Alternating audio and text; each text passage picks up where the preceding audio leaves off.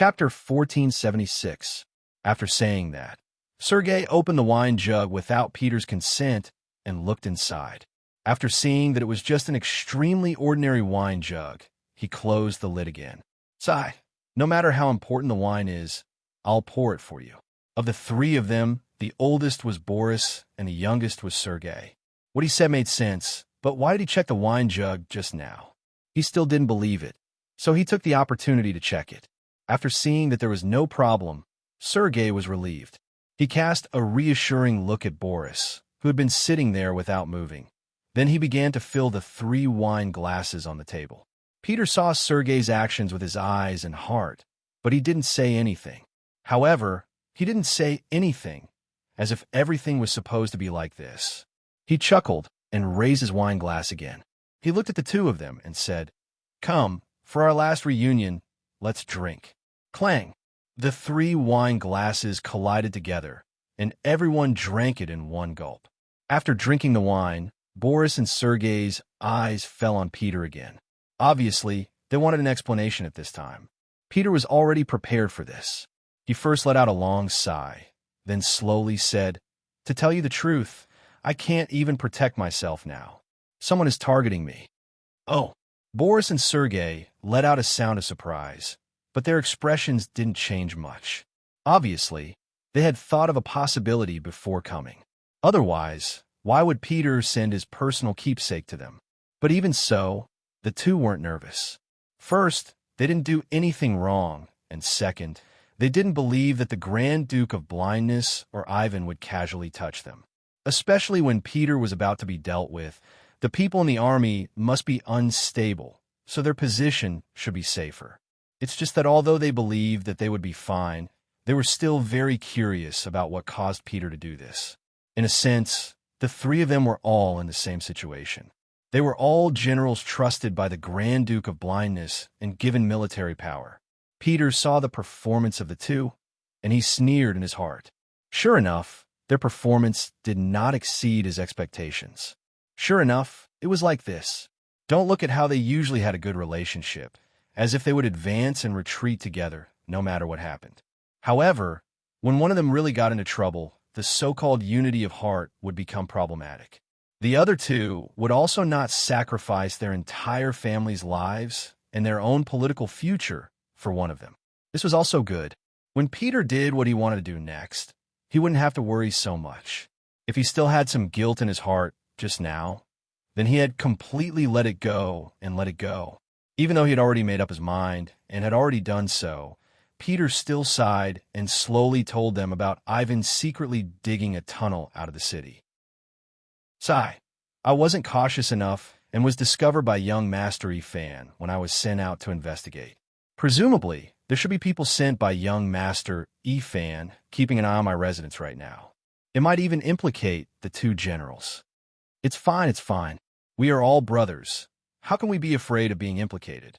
Boris, who was the leader, shook his head, looking like he was not afraid of being implicated. But in his heart, he was cursing Peter. This person told him such a secret, so he couldn't retreat from this whirlpool even if he wanted to. But on the other hand, compared to getting himself into trouble, knowing about young Master Efan's plan was more important. The other party actually wanted to escape, which was somewhat out of Boris's expectations. But on the other hand, the situation in the city was so grim. If it were him, he would also prepare a way out. It was fine if he didn't know about this before, but now that he knew, he had to have a share in this matter. He also wanted to leave with Ivan and the others, and not stay in the city and wait for death. Sergei also had the same idea. Compared to Boris, he was more sincere. His gaze towards Peter was more or less filled with gratitude, thanking the other party for informing him of such important news. This way, he could make some preparations in advance. "Come, Brother Peter, this younger brother toasts you. Thank you." This time, Sergei took the initiative to raise his glass and said very sincerely, "Oh, this older brother also toasts you, cheers." Boris also raised his glass hypocritically. "Okay, let's drink together. Perhaps this is it in this life, but let's be brothers in the next life." Peter also said with slight emotion. A trace of sorrow appeared on his face. This sorrowful expression fell into the eyes of Boris and Sergei. They thought that Peter was revealing his true feelings and couldn't help but feel a little touched. After all, they had been comrades for so many years, and more or less, they had some feelings for each other. Peter was indeed revealing his true feelings. He thought that after today, these two so-called brothers opposite him would become prisoners, and they would probably never be friends and brothers again. Thinking of the various things of the past, he sighed in his heart. The three of them sat together and drank with their own thoughts. It was also at this time that the news of the two generals rushing to Peter's residence was reported to Ivan's ears. After learning of this, a gloomy expression flashed across Ivan's face. If it was said that he only suspected that Peter knew about the tunnel before, he was now certain. What is he trying to do? Does he think that Boris and Sergei will help him if he tells them about it? How naive! Ivan snorted coldly in his heart. In the past, he had always heard from his father-in-law that Peter was a talented person and how powerful he was, but now it seemed that it was nothing more than that. "Young master, should we arrest them now?" the guard captain asked in a reminding manner. "Send someone to keep an eye on their every move. I want to see what choice they have." Ivan shook his head and dismissed the idea of making a move now. In his opinion, since Peter had summoned the other two over, it meant that they were still hesitating. At the very least, they had no intention of attacking. Since that was the case, there was no harm in waiting for a while. He was really curious about what Boris and Sergei would choose and what kind of decision they would make. This would also determine whether he would take them with him when he went out of the city next. Ivan wanted to use this matter to judge people's hearts, but what he didn't know was that Peter deliberately created such a smokescreen because he understood him. In this way, he would have enough time to make a move. The guard captain received the order and sent more people to keep an eye on every move in Peter's residence. According to the young master's order, once they sent someone to summon their subordinates, they should immediately take them down. The reason why they made this decision was that they thought that their every move was very secretive, and they didn't know that Peter had already discovered them. Time passed by little, the military camp belonging to Peter was being mobilized, and according to the instructions of General Sidney, who temporarily took over the position of General Peter, the military camp was under martial law and no one was allowed to leave. At the same time, Nevsky also lobbied several dignitaries who held a certain amount of military power in their hands. The first fire needed to be lit by them.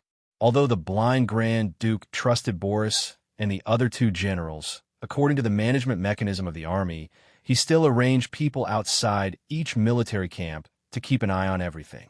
This was the principle of using people with suspicion and using people with suspicion. For example, once Sidney made a move, the news would reach the ears of the blind Grand Duke as soon as his army left the camp. In this way, the other party could make some targeted measures in a very short time. So no matter how one looked at it, the military camp shouldn't make the first move, so this task fell into the hands of Nevsky and the other dignitaries. There was still a quarter of an hour before midnight, and the generals in Peter's military camp had already arranged everything. Most of the soldiers in the army had already made up their minds, and there were also some who were extremely loyal to the blind Grand Duke, but they had been put under house arrest. The generals who had arranged everything were standing at the inner gate of the military camp, waiting for the attack signal. It was only a quarter of an hour, and the waiting would soon pass. Finally, under everyone's expectations, a huge fire suddenly ignited in the direction of the palace in Moscow. The monstrous fire could be seen very clearly from afar. "Aha, they succeeded. Come!" informed the whole army to attack. Sidney was riding on a strong horse. After seeing the fire, his eyes lit up with excitement. Then he shouted, and the army that had been waiting for a long time rushed out of the military camp in batches. The fire in the palace attracted the attention of many people in the middle of the night, and it also disrupted the order in the palace. Many palace guards were busy putting out the fire through various methods. The blind Grand Duke was also woken up by the servants. At this time, he was in his bedroom with a gloomy expression. When the external enemy suppressed too much, internal strife was easy to breed. This was a historical rule.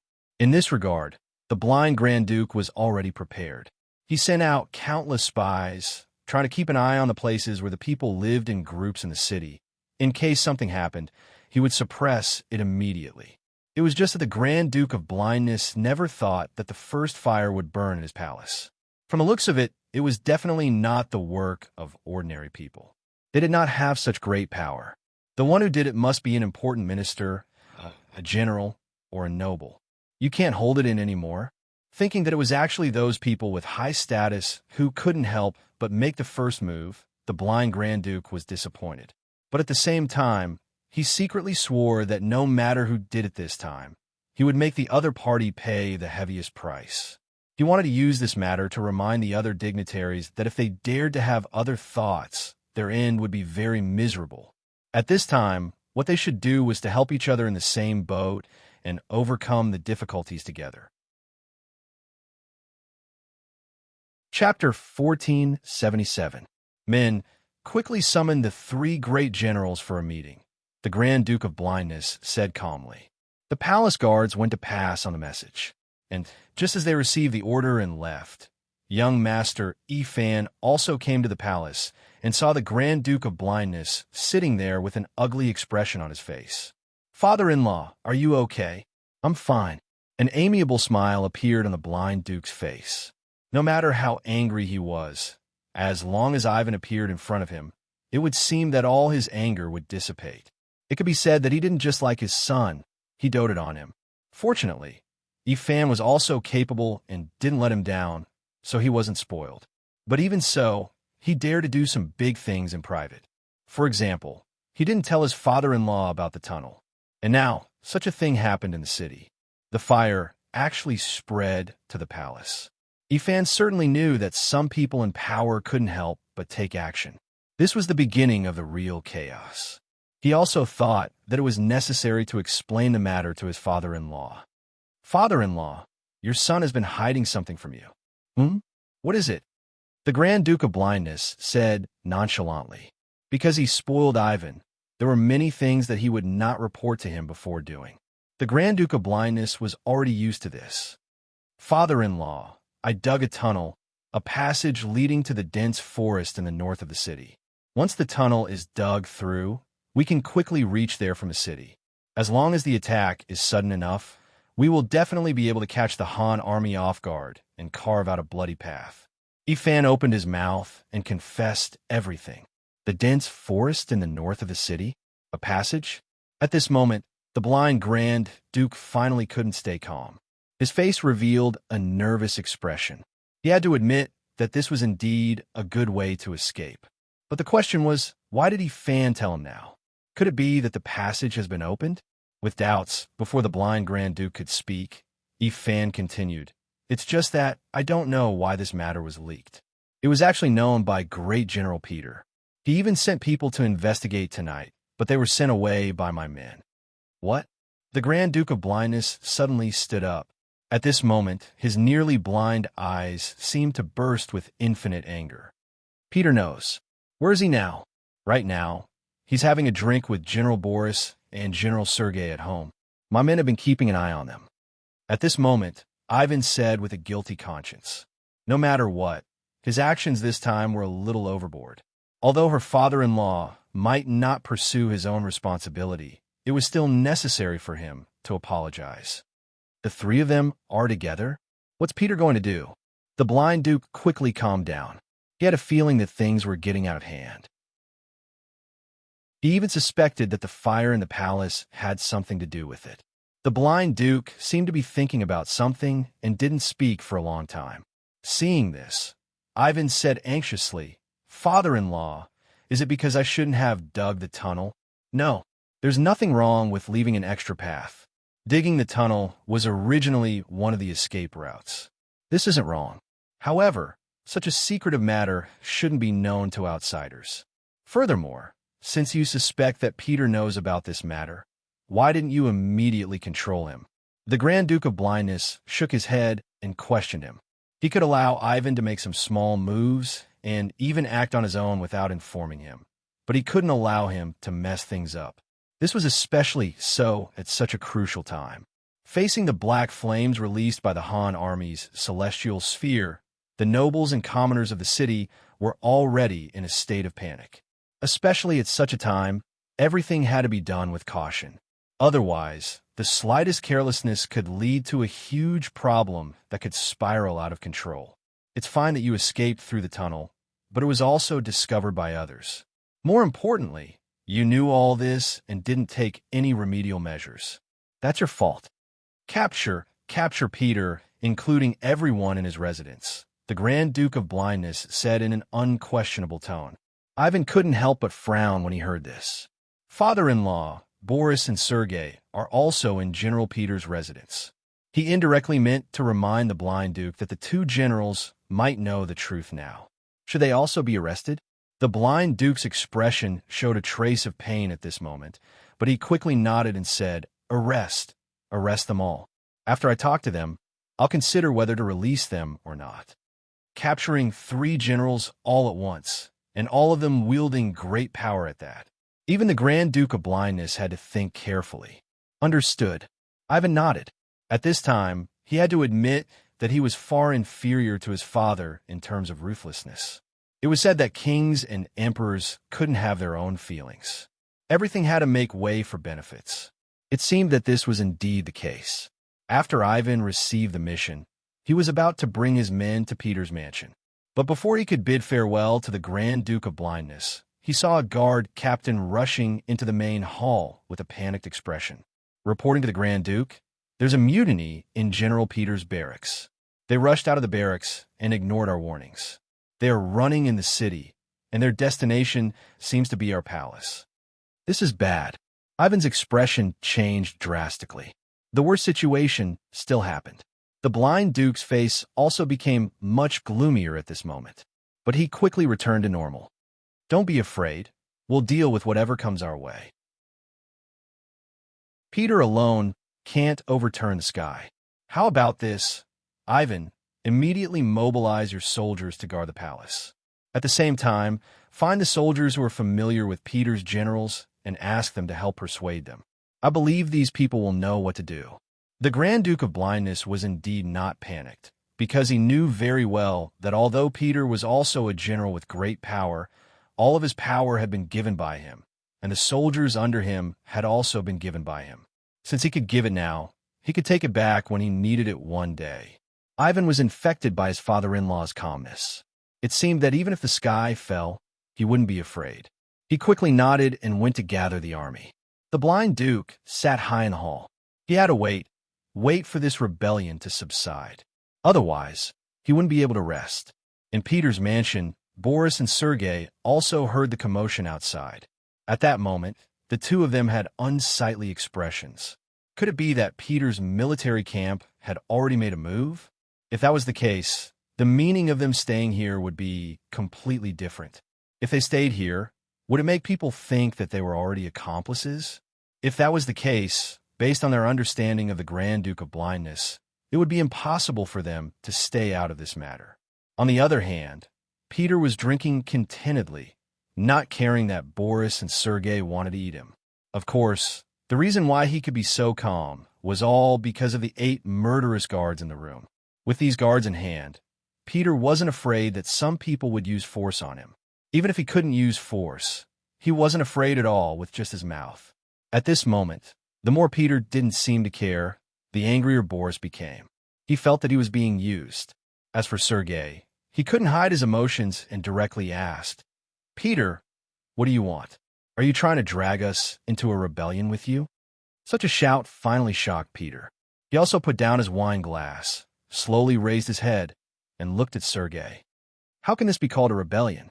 This is looking for a way out. Or do you think that under the attack of the Han army, the blind duke's regime can still be maintained and developed? You. At this moment, Sergei was actually a little speechless by Peter's question. That's right. In the face of the black water that was simply impossible to guard against, and even impossible to guard against, they were completely powerless to resist and could only passively wait for the black water to burn. If they were lucky, they might be able to live for a few more days, but once the place where the provisions were stored was burned, then chaos in the city was inevitable. If that was the case, in the situation where everyone wanted to live, who would care about who the blind duke was? As for what he said, no one would listen to him. Sergei shut his mouth, and his face turned red. Boris finally spoke up. Peter, even if that's the case, we should think of other methods, such as breaking out of the encirclement. After all, we have an army of 200,000 soldiers and plenty of firearms and cannons. If we bring them out, we might be able to carve out a path of blood. This time, Peter didn't speak out against it. Instead, he nodded in agreement. That's right. However, he did not know if General Boris had thought about the possibility of breaking out of the encirclement. Even if we break out, we still need someone to charge and cover the rear. If that's the case, how many of us can survive? I don't want to gamble on my luck. If I'm arranged to charge or cover the rear, I'm afraid it'll be too late to do anything. Boris, who originally wanted to say something, didn't say anything. With the blind duke's trust in him, he was confident that he wouldn't do those dangerous things. However, nothing was absolute. If he was really given such a dangerous mission, would he still be able to say no? If he really did that, the Grand Duke of Blindness will be the first person to not forgive him. Chapter 1478. Thinking that this possibility was not impossible, Boris's face became a little ugly. Even he couldn't guarantee that he would be safe, let alone Peter and Sergei, whose status in the heart of the Grand Duke of Blindness was far inferior to him. It was no wonder that they would have such thoughts and actions. But no matter what, Boris still didn't want to do something like rebellion. After all, the Grand Duke of Blindness had treated him well over the years. He couldn't do something like betraying his benefactor. But how was he going to say it? As long as he said this, wouldn't it prove that he wasn't on the same side as them? If this was the case, then he didn't have to do anything next. Peter would let his guards kill him. Don't doubt if Peter dared to do this. He even dared to rebel. What else wouldn't he dare to do? The two of them suddenly stopped talking. Peter's face had a little more smile. He knew that he had only convinced the two of them initially, but it was still far from being able to do big things with them. So he changed his tone and said, "Brothers, now that things have come to this, I have no choice but to do this. And you are now in my mansion, so it is absolutely impossible to stay out of this. You should think about what kind of decision to make. Time is of the essence, and there is not much time for us to hesitate and consider. Since the flag of rebellion had already been raised, they couldn't stop. Otherwise, they would be handing their lives over to others. Peter would never do such a foolish thing. So there were only two paths in front of the two. One was to follow him, and the other was to oppose him and be killed now. Well, 15 minutes. Please make a decision voluntarily. No matter what the decision is, I will accept it." As if he had just said a very ordinary sentence, Peter sat back down after saying this. He picked up the wine glass again and drank slowly. "What do you mean by, I will accept any decision? I'm afraid that once they object, it will immediately lead to a fatal disaster. This wasn't voluntary at all. It was completely forced. However, the situation was not as good as the others. At this moment, the two of them didn't dare to say anything. They could only look at each other and return to their seats. The hall once again fell into silence. There was only the heavy breathing of the 8 blade-wielding bodyguards.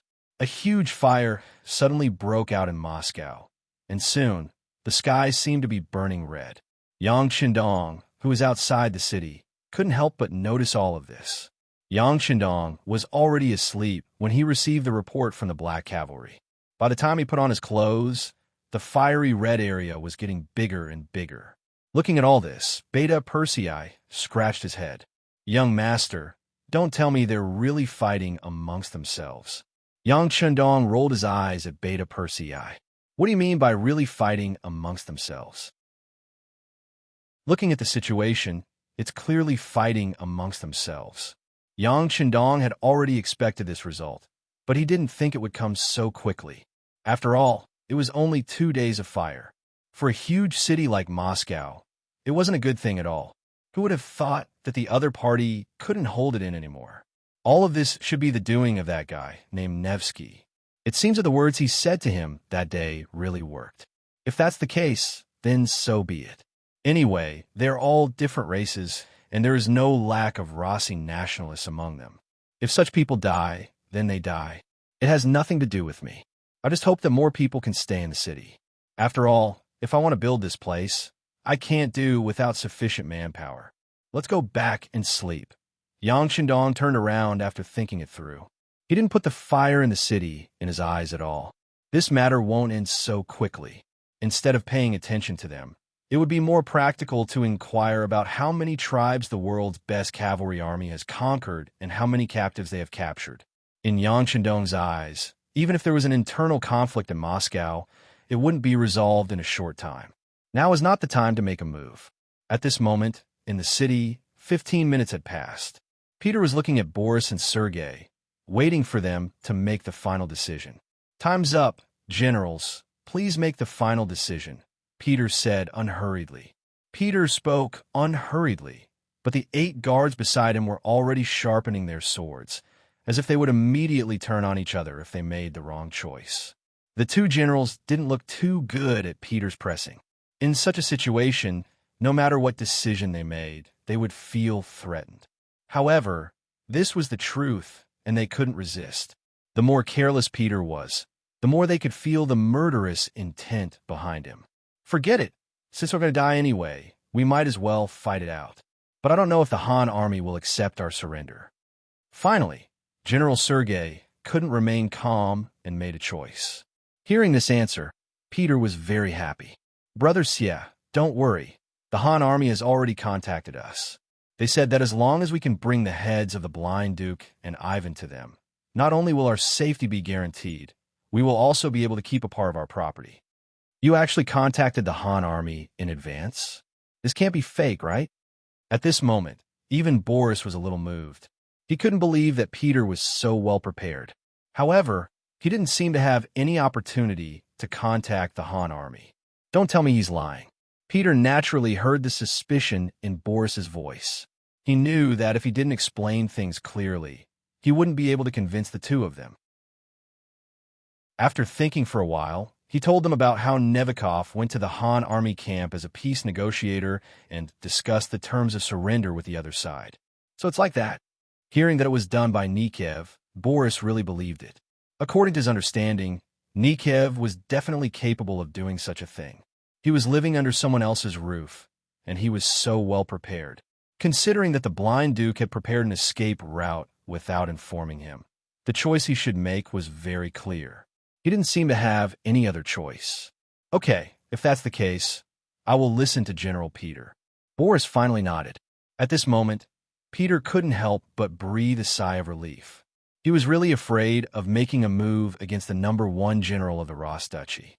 The other party's influence in the army was too great. If he couldn't be friends, then he could only be killed. He definitely couldn't be an enemy. Fortunately, he didn't disappoint and convince the other party. Overjoyed, Peter nodded to the personal guard beside him. Very quickly, someone brought over a pen and paper. In front of the 2 generals, Peter drafted an agreement in triplicate with the signatures and fingerprints of the 3 generals on it. In the Ross Duchy, the effect of a contract was still very strong. If someone violated it, then they would lose their credibility and would no longer be trusted by others. With this, Peter finally felt relieved. Then, the 3 generals could finally sit down calmly and discuss how to rebel. This result was somewhat out of Peter's expectations. Originally, the 3 of them wouldn't have any cooperation, and he was even prepared to take action. He didn't expect that they would actually choose to rebel with him. This was something he didn't even dare to think about before. He didn't know that everyone had a desire to live. Moreover, this time, Ivan didn't inform them about the tunnel. This was enough to prove that when Ivan really wanted to leave, he might not necessarily bring them along. Since Ivan had already abandoned them, why should they stick their hot face to some cold ass? In any case, the 3 generals sat down together and quickly came up with a plan. Time waits for no one. The situation outside was getting more and more chaotic. Who knew what would happen as time passed? Moreover, the Blind Duke ruled the Rossi duchies. How could he be so easy to deal with? How could they not defeat him quickly? Accidents could happen at any time. In less than half an hour, the 2 generals left Peter's mansion. On the street, they saw the corpses on the ground. Judging from the clothes of those people, they should be the soldiers under Ivan. These people were obviously killed by Peter's soldiers. The civil war had already begun. Under Peter's arrangements, the troops sent by Ivan to capture the three generals were all intercepted outside the mansion. This also indicated that the conflict would escalate. If they didn't fight to the death, it would be impossible to stop the war, and there would be no result. At this time, outside the palace, the sounds of killing were also incessant. West Delhi led a group of soldiers to launch fierce attacks again and again. It was just that the palace had long been on guard against outsiders, and the defense of the palace was so tight that it wasn't easy to take it down. In this terrain that was easy to defend and difficult to attack, Ivan's army had also been mobilized. Together with the palace guards, they put a lot of pressure on West Delhi, and the latter's casualties began to increase. "General, this won't do. The city walls are high and the arrows are sharp. Thousands of our brothers have already died." Seeing wave after wave of soldiers charging forward and then falling down in groups, and seeing their comrades who were talking to them a moment ago turn into corpses, many of the young generals had anxious looks on their faces. There were even some who began to waver in their hearts. They were already considering whether what they were doing was right or wrong. Right now, they were only facing Ivan's army and the palace guards. Once Boris and Sergei's armies joined in and began to surround them, the final result would most likely be defeat and death. As a rebel, one didn't even need to think to know what the consequences would be. "We can't retreat. We have to believe in the general." West Delhi shook his head firmly as the commander of the front line. However, the look of anticipation in his eyes from time to time betrayed his heart. He believed in General Peter, but how long had it been? Why didn't the general show up? Chapter 1479. The attack on the palace was blocked, and the losses were not small. Ivan, who was in charge of guarding the palace, relaxed a lot. "Men, go and tell them that we are only the leaders. As long as they are willing to lay down their weapons, they can be spared. Young master, they are rebels." Hearing that Ivan wanted to spare the rebellious soldiers, the young general beside him was puzzled. "Just carry out the order." Ivan shook his head. He did not care about the young generals. This was just a matter of convenience.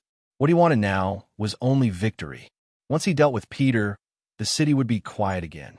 He would continue to dig the tunnel and leave. At that time, he would leave these people in the city and wait for the Han army to deal with them. What did it have to do with him, whether they lived or died? Ivan had given a death order, and his subordinates had no choice but to carry it out. Such shouts quickly spread out from the palace. As soon as the shouts of "execute the leader" and "disregard the accomplices" rang out, the already low morale of the young generals and soldiers, who already had their own ideas, slowed down even more, making it clear that they were only doing their job without putting in any effort. Perhaps at this time, as long as someone stood up, these soldiers would turn around and kill Sidra instead of attacking the palace. The situation was critical. Seeing that another rebellion was about to happen, and even a few young generals were looking at Sidra with unfriendly gazes, a large group of White Russian soldiers rushed over from outside the palace. Before they arrived, their voices were heard. "Someone has confused the blind duke and killed their way into the palace to clean up the emperor's subordinates." The people who came were the subordinates of Boris and Sergei.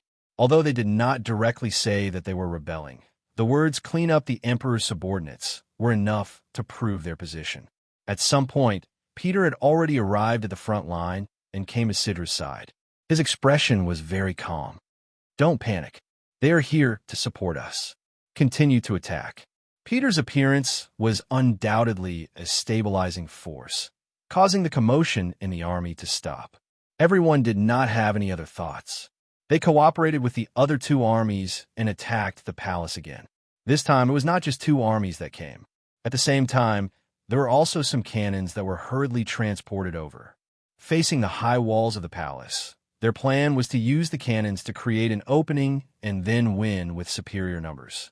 The appearance of the cannons boosted the morale of the soldiers. They wouldn't have to risk their lives anymore.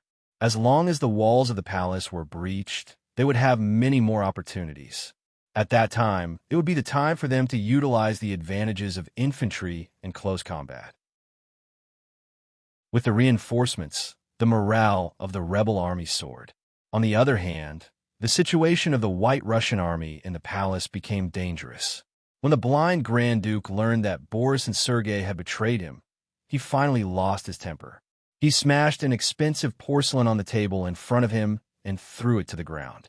Ivan, who was standing below, was also full of regret. At the end of the day, this matter was still caused by him. If he hadn't secretly dug the tunnel and was caught, this wouldn't have happened. Father-in-law, I want to leave the palace and have a chat with the two generals, Ivan said as if he had made a decision. He only mentioned the two generals. Obviously, he had pushed Peter away, which proved that he did not intend to forgive this person. No, how could the blind Grand Duke not know what Ivan meant? But did he really think that Boris and Sergei were so easy to talk to? At this point, taking the initiative to talk to them was tantamount to sending a sheep into a tiger's mouth. He was afraid that he wouldn't be able to come back easily. The blind Grand Duke was old. He would rather take the risk himself than let his son do this. Ivan, the future of the Russian Empire will be in your hands. No matter what, nothing can happen to you. You carry our hope for the future. How about this?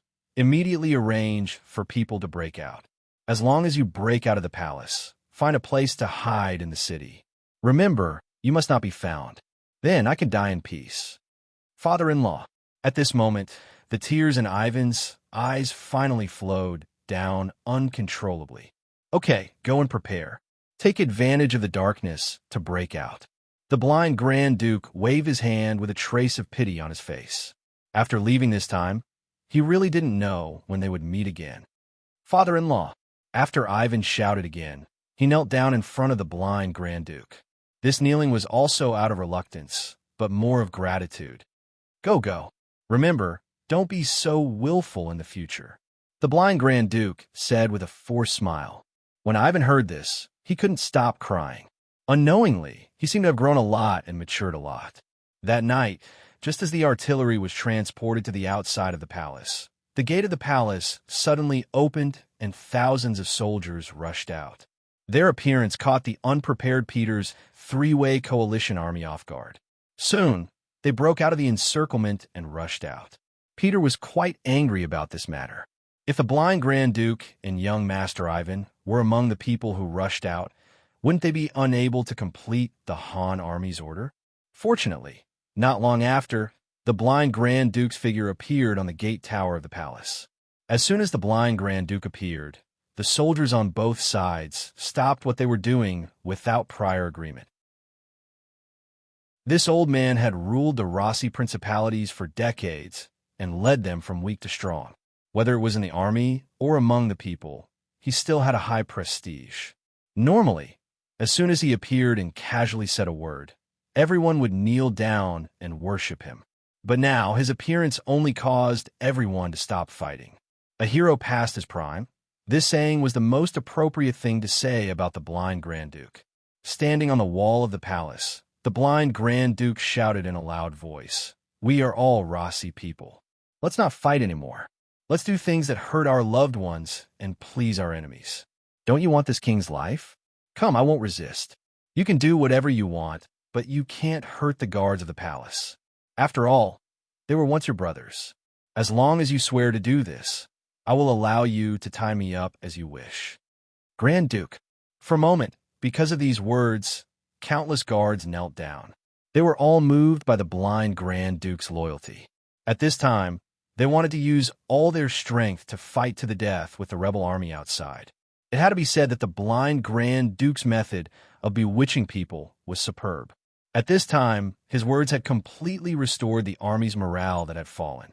However, his mind was not on the civil war at all. He was indeed prepared to be tied up. This was also because he saw that resisting would not change the situation. Since that was the case, it was better to just surrender. At the same time, it could be considered as leaving a difficult problem for the Han army. As for what kind of problem it was, perhaps others could not see it, but Bugnam of Gojosian of the Han army could definitely see it. Otherwise, he would not have been able to defeat the Golden Horde, nor would he have been able to destroy the Rossi Principality. Grand Duke, are you really willing to be tied up? Hidden in the army, Nevsky was more excited than anyone at this time. He knew that if this was the result, the chaos in the city would soon end and the victory would be decided. But if he did not surrender, with the support that the blind Grand Duke had gathered over the years, who knew how long it would take to win and what kind of price he would have to pay? Seeing that it was Nevsky's voice, how could the blind Grand Duke not guess that this person was one of the instigators? However, he did not have any hatred at this time. Such a small character would not be in his eyes. He still had a very calm expression as he replied, "That's right. As long as the three generals can swear not to touch the thousands of guards in my palace, this Grand Duke will let you do whatever you want." What can you do? In the palace, the 5,000 soldiers that Ivan had brought were basically all dead. As for the remaining 45,000 soldiers, they were blocked outside the palace by the three generals. Now, there were only 5,000 palace guards left in the palace. It was because of the limited power around him that the blind Grand Duke made this decision after weighing the pros and cons. It was naturally a good thing to be able to subdue the enemy without fighting. If they didn't fight, they couldn't guarantee that they would win. After all, anything could happen as time passed. After Peter and the other two generals looked at each other, they nodded and made a solemn oath in front of the entire army. The general idea was that as long as the blind Grand Duke surrendered and the guards did not resist, they could spare the lives of these people. Of course, the oath made in front of so many people was valid. If anyone violated it, they would be hated by both humans and gods. The blind Grand Duke was very satisfied with this result. He immediately walked out of the palace and came to Peter and the other two generals. Seeing the Grand Duke of Blindness striding over and looking at them with his extremely low vision, Boris and Sergei lowered their heads at the same time. Even Peter, who was very mighty just now, turned his head to the side, not daring to look directly at the Grand Duke. In the end, Nevsky took the initiative to stand up and ordered the guards around him to subdue the blind Grand Duke. With the fall of the palace, the overall situation was set. After finishing the important matter, Nevsky sent people out of the city overnight. At dawn, they reported the news to the Han army camp outside the city and to Yang Qindong, who had just woken up. "There's a result so soon?" Yang Qindong asked in surprise. In his eyes, whether it was the blind Grand Duke or the future Ivan the Great, they were all famous figures in the history of the Ross Kingdom. How could such people be so easy to deal with? Even if someone said that this civil war would last for 10 days, half a month, or even longer, he would believe it. Chapter 1480. Yes, the messenger sent by Nevsky said that the blind Grand Duke took the initiative to be captured, and the palace was also captured. Now the entire city of Moscow is waiting for our army to take over. Only young Master Fan managed to escape, but he will still be in the city. They will definitely be able to find him. Young Heir added from the side. The blind Grand Duke took the initiative to be captured? No wonder. But did Ivan escape? This must be the work of the blind Grand Duke. Yang Qindong smiled after listening. That's right. If someone said that a general in the Nevsky army could take down the blind Grand Duke and his son, then he wouldn't believe it. Young Master, what should we do next? Beta Persei had long been accustomed to Yang Qindong talking to himself, and he had long dispelled his curiosity. What he wanted to ask now was what to do next. What else can we do? As long as Ivan is still in the city, we are not afraid of not being able to find him. Pass down my orders. The siege cannot be stopped. No one is to be allowed to leave without permission. Also, reply to the messenger. Tell him to inform Nevsky that he has done a good job. This king will also fulfill his promise. Now, all he needs to do is to send people to fill up the big holes outside Moscow to ensure that our cavalry can enter the city smoothly. Since you were the ones who dug the hole, you should be the ones to fill it up. Yang Qindong wouldn't let his soldiers spend so much effort. He also used this time to think about what to do next. To be honest, whether it was dealing with the Golden Horde or the Ross Principalities, things went smoothly beyond his imagination. Yang Qindong was confident about the final victory, but to be able to solve the problem so quickly, this was the important role of the three basic factors. First, The five-star army has the most powerful weapons in the world, whether it is the power of the flintlock, the fierceness of the artillery, or the hot air balloons. They are far beyond the products of this era, and therefore can achieve the role of destroying the enemy on the battlefield. Secondly, there were many veterans in the five-star army. They had been on the battlefield and were not afraid of death. The benefits of military merit were generous. Under such good conditions, they could even display their own strength. This ensured that the soldiers in the army were always very high-spirited, achieving the goal of being invincible and invincible. Let's put it this way.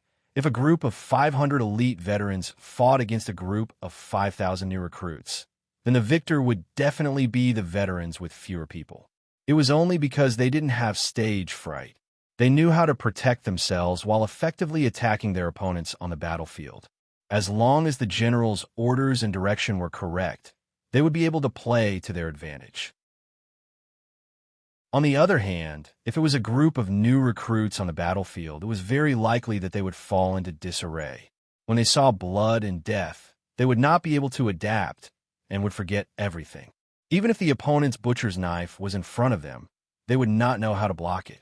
Looking at the five-star army, along the way, they had fought countless battles. There was no need to doubt the combat power of such an army.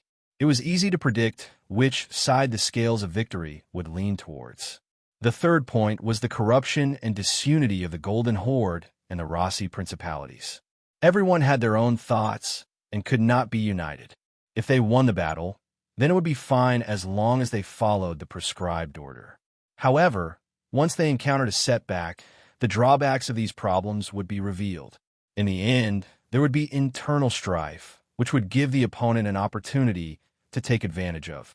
Looking at these two major battles, didn't the Rossi principalities only get destroyed because of internal strife? Thinking of this, Yang Qindong also began to reflect. Would this problem fall on the five-star army? The answer was very likely.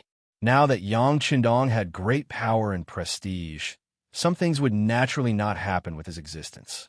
However, no one could guarantee what would happen after he was gone. Men die, birds die in the sky. Yang Qindong's thoughts only drifted for a moment before he retracted them.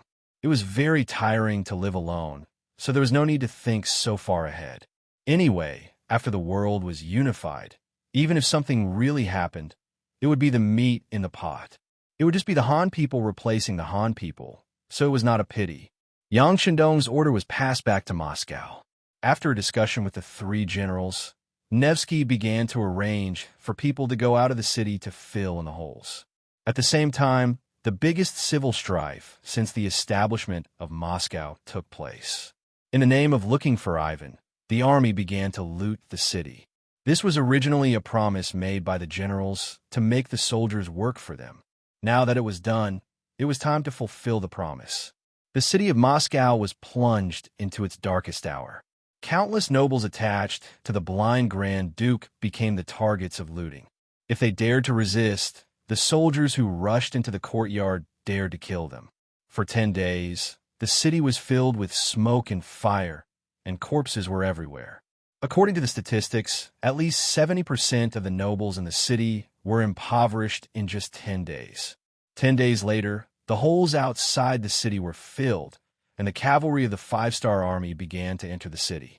As the vanguard, the new Second Army was the first to enter the city and disarmed all the White Russian soldiers. But, just as they said, when the cavalry entered the city, they didn't do anything excessive to the surrendered soldiers and civilians. As long as they cooperated with them, their safety was guaranteed.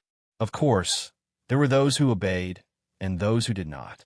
For example, there were some soldiers loyal to the blind Grand Duke hidden among the civilians who jumped out to kill the cavalry of the new Second Army. But since they were already prepared, their appearance was nothing more than suicide. Before entering the city, Yang Qindong had already given orders. Although Moscow had fallen, there were still many opposing forces in the city. So unless everyone in the city was evacuated, the danger would not be eliminated. Killing intent could appear at any time, and fighting could happen again at any time. With Yang Qindong's orders, how could the cavalry of the new Second Army not be careful? In addition, with the armor on their bodies, ordinary swords, spears, and arrows could not hurt them unless they were at close range. This caused the opposing forces in the city to suffer heavy casualties in the end. Originally, Piotr and the other generals were dissatisfied with the disarming of the Han army as soon as they entered the city, but after seeing the waves of assassinations on the streets, they immediately shut their mouths. Anyone who raised any objections at this time might be mistaken as an accomplice of the assassins. That would be a big problem. In the following 3 days, the cavalry of a new Second Army killed no less than 3,000 people in the city. Only then did the public security situation become much more stable. But even so, Piotr was clear that there were still many people in the city who opposed the Han army. It was just that the timing was not right, and they did not reveal themselves. However, the 3 days were up, and it was time for Yang Qindong to lead the army into the city. After all, if the time dragged on for too long, it would give people the impression that the Han Bugnam of Gojoseon was afraid of death. If that was the case, it would only help the enemy's morale in flames. Compared to the Golden Horde, the Rossi dukedom's emotions were much higher. Under the indoctrination of the Grand Duke of Blindness, many White Russians had established themselves with the slogan that the world was vast, and White Russians were the most respected. In their eyes, they were the strongest people in the world. They should rule the world and not be ruled by others. Under the extreme nationalism, the public security in the city was worrying. However, since Yang Qindong had said that he would enter the city in 3 days, there was no reason for him not to enter the city when the time came. Outside the east gate of Moscow, 3 days later in the morning, Yang Qindong rode a white dragon and entered the city under the protection of 2,000 black-clothed and black-armored black cavalry dragon guards. Yang Qindong, who already had the strength of a grandmaster, admitted that unless it was a cannon, it would be extremely unrealistic for others to want to keep him here. Even so, as long as he was prepared, he could move into the warehouse at any time. This was truly a self-preservation weapon. With this kind of capital, even if it was a dragon's pool or a tiger's den, he would still dare to charge in. Not to mention, Moscow was currently filled with the new Second Army's 5-star army cavalry. What was there to fear? At the city gate, Nevsky, Piotr, Boris, and Sergei were already waiting in a welcoming formation. When Yang Qindong appeared here, they were still some distance away. However, these people all knelt on the ground. Some of them didn't even dare to raise their heads, let alone move, to show their sincerity. Now, they were at the mercy of Yang Qindong. Even if Yang Qindong changed his mind and wanted to kill them all, these people would have no power to resist. Since that was the case, there was no other way other than to willingly submit to him. Get up. Riding a white dragon, Yang Qindong appeared in front of a group of Russian officials and spoke in Russian. It was important to clarify that the current white dragon was no longer the white dragon of the past, but the descendant of the white dragon. After all, there was a limit to the lifespan of a healthy horse. Although the old white dragon was not dead yet, it was not as fast as it used to be. Fortunately, after conquering so many places and conquering so many territories, the white dragon had already found a suitable mate for the next generation of white dragons, which was already ready for service. But without exception, the owner of the white dragon could only be Yang Qindong. No one else had the authority to ride on them. The high and mighty Yang Qindong greeted the group of Russian officials in Russian. Only then did these people who were kneeling on the ground stand up in trepidation. "Come, give me a horse, and we will tour the city together," Yang Qindong said to Beta Persei and the others in Mandarin with a smile on his face. Being able to ride a horse with Bugnam of Gojoseon was a very glorious thing. At least, that was what the generals of the 5-star army thought. And now, this treatment was given to these surrendered officials, which made many people envious. Chapter 1481. Naturally, Yang Qindong's actions were to appease the people and tell them that he would not kill the surrendered generals. Secondly, it was to make these people the target of public criticism and make it impossible for them to betray him. After all, in the eyes of some opponents, The closer these nobles and ministers were to the Han people, the more unforgivable their crimes were. Perhaps some people in the crowd understood this, and their faces became ugly. However, for those who were determined to surrender like Nevsky, they did not think so much. Hearing the treatment given by Yang Chendong, they all got on the horse happily, their faces full of excitement. With someone taking the lead, even if the others were unwilling, they could only choose to get on their horses. After all, compared to angering those staunch nationalists, Bugnam of Gojoseon in front of them was not to be trifled with. He could kill them at any time. Everyone got on their horses, and Yang Chendong began patrolling the city with these people. Xia Bei, who had already been instructed, had already planned the route. On the wide road in the city, there were fully armed new Second Army cavalry soldiers on both sides of the road. They were responsible for the security of the periphery.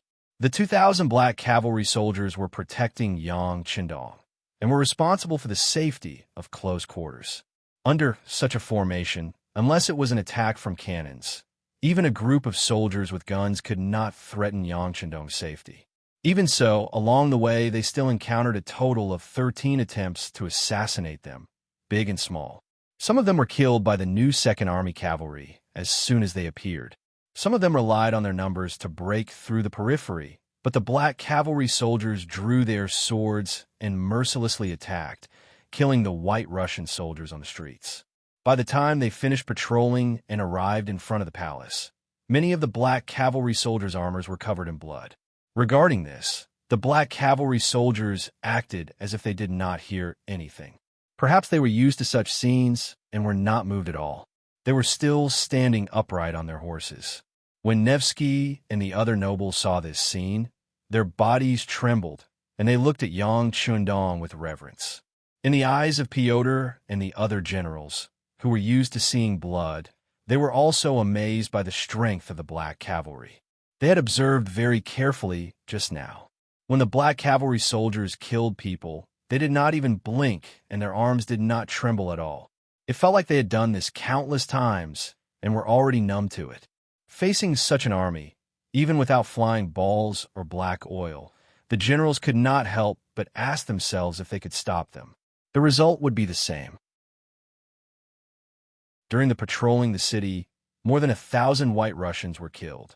Only then did Yang Chendong was satisfied and entered the palace to listen to the reports below. The white, the black and black cavalry soldiers, of course, and the white Russian soldiers, the black cavalry, and the black cavalry soldiers. However, all the good things in the palace added up to 40 million silver taels. Of course, this did not mean that the white Russians were poor. In fact, a lot of the wealth was in the hands of the nobles. She had done a rough investigation. If the nobles could only leave with 10% of their wealth, they would have to hand over more than 200 million taels of wealth. From this, it could be seen that they were still very rich.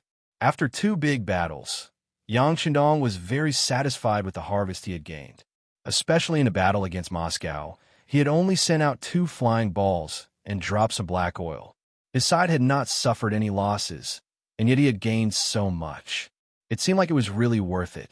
In his joy, Yang Chendong looked at Shi Bi and said, "Apart from taking out a portion of the spoils for the army to continue expanding, the rest will be split equally between you and Crimson City to develop this place."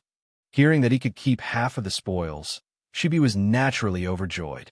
Yang Chendong had told him about the establishment of a new Second Army.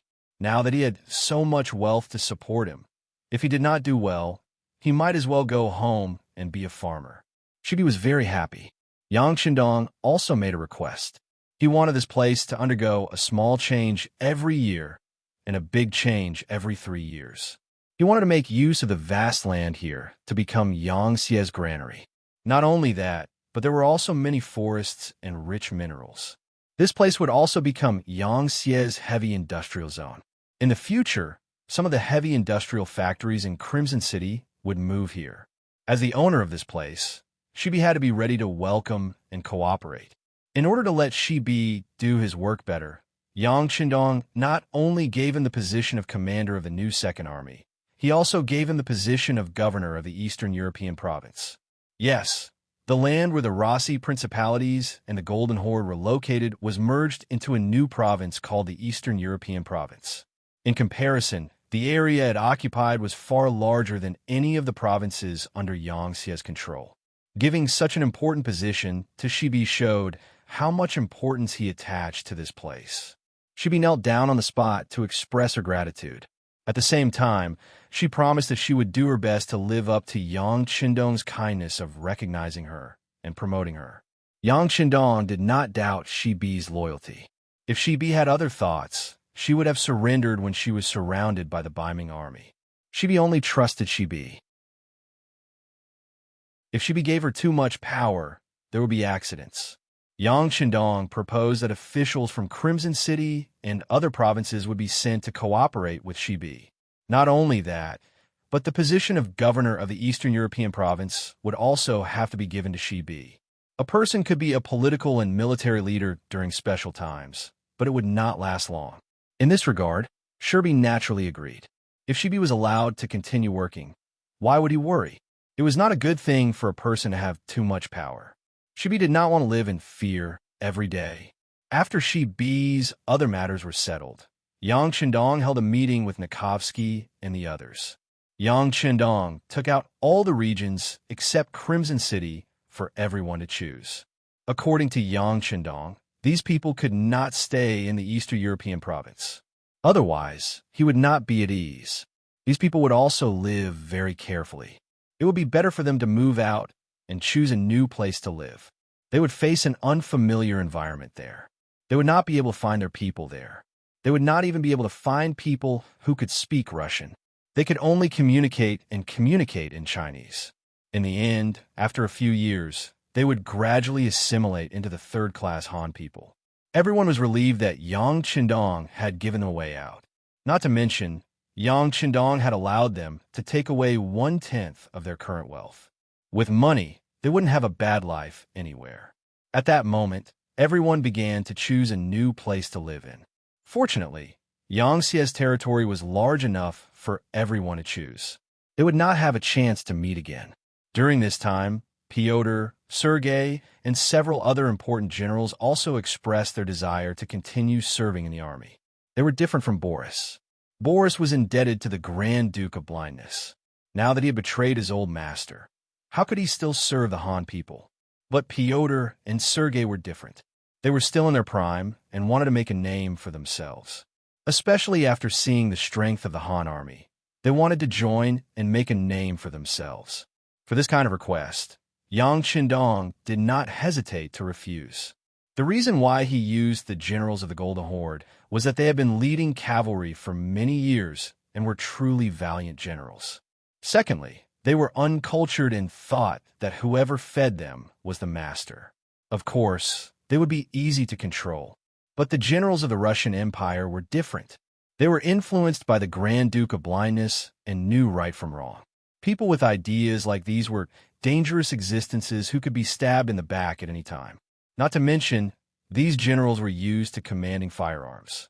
In Yang Xie, the main force of firearms was the Cold Front.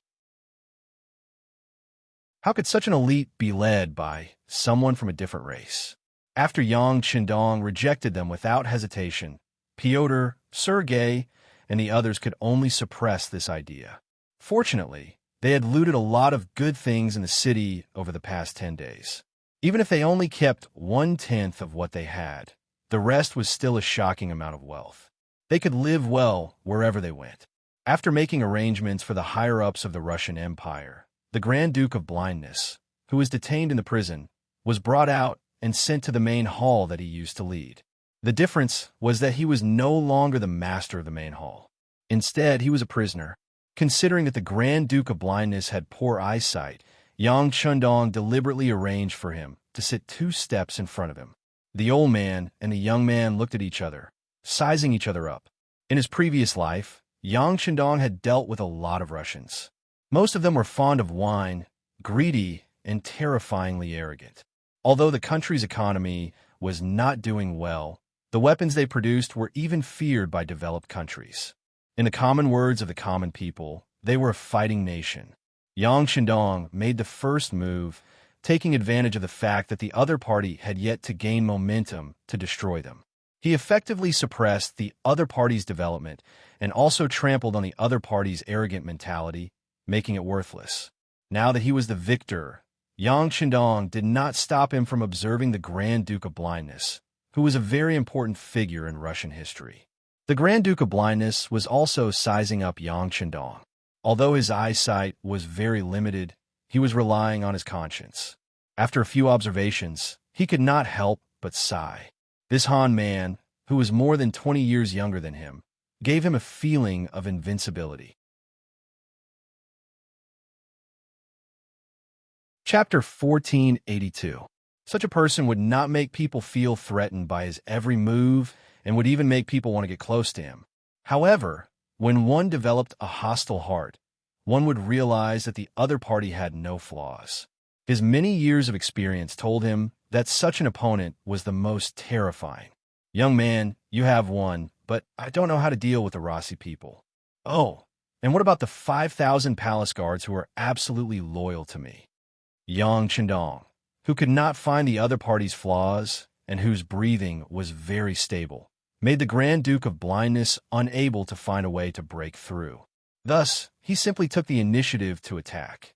He also wanted to see how this Han Chinese man would deal with the affairs of the Rossi principalities.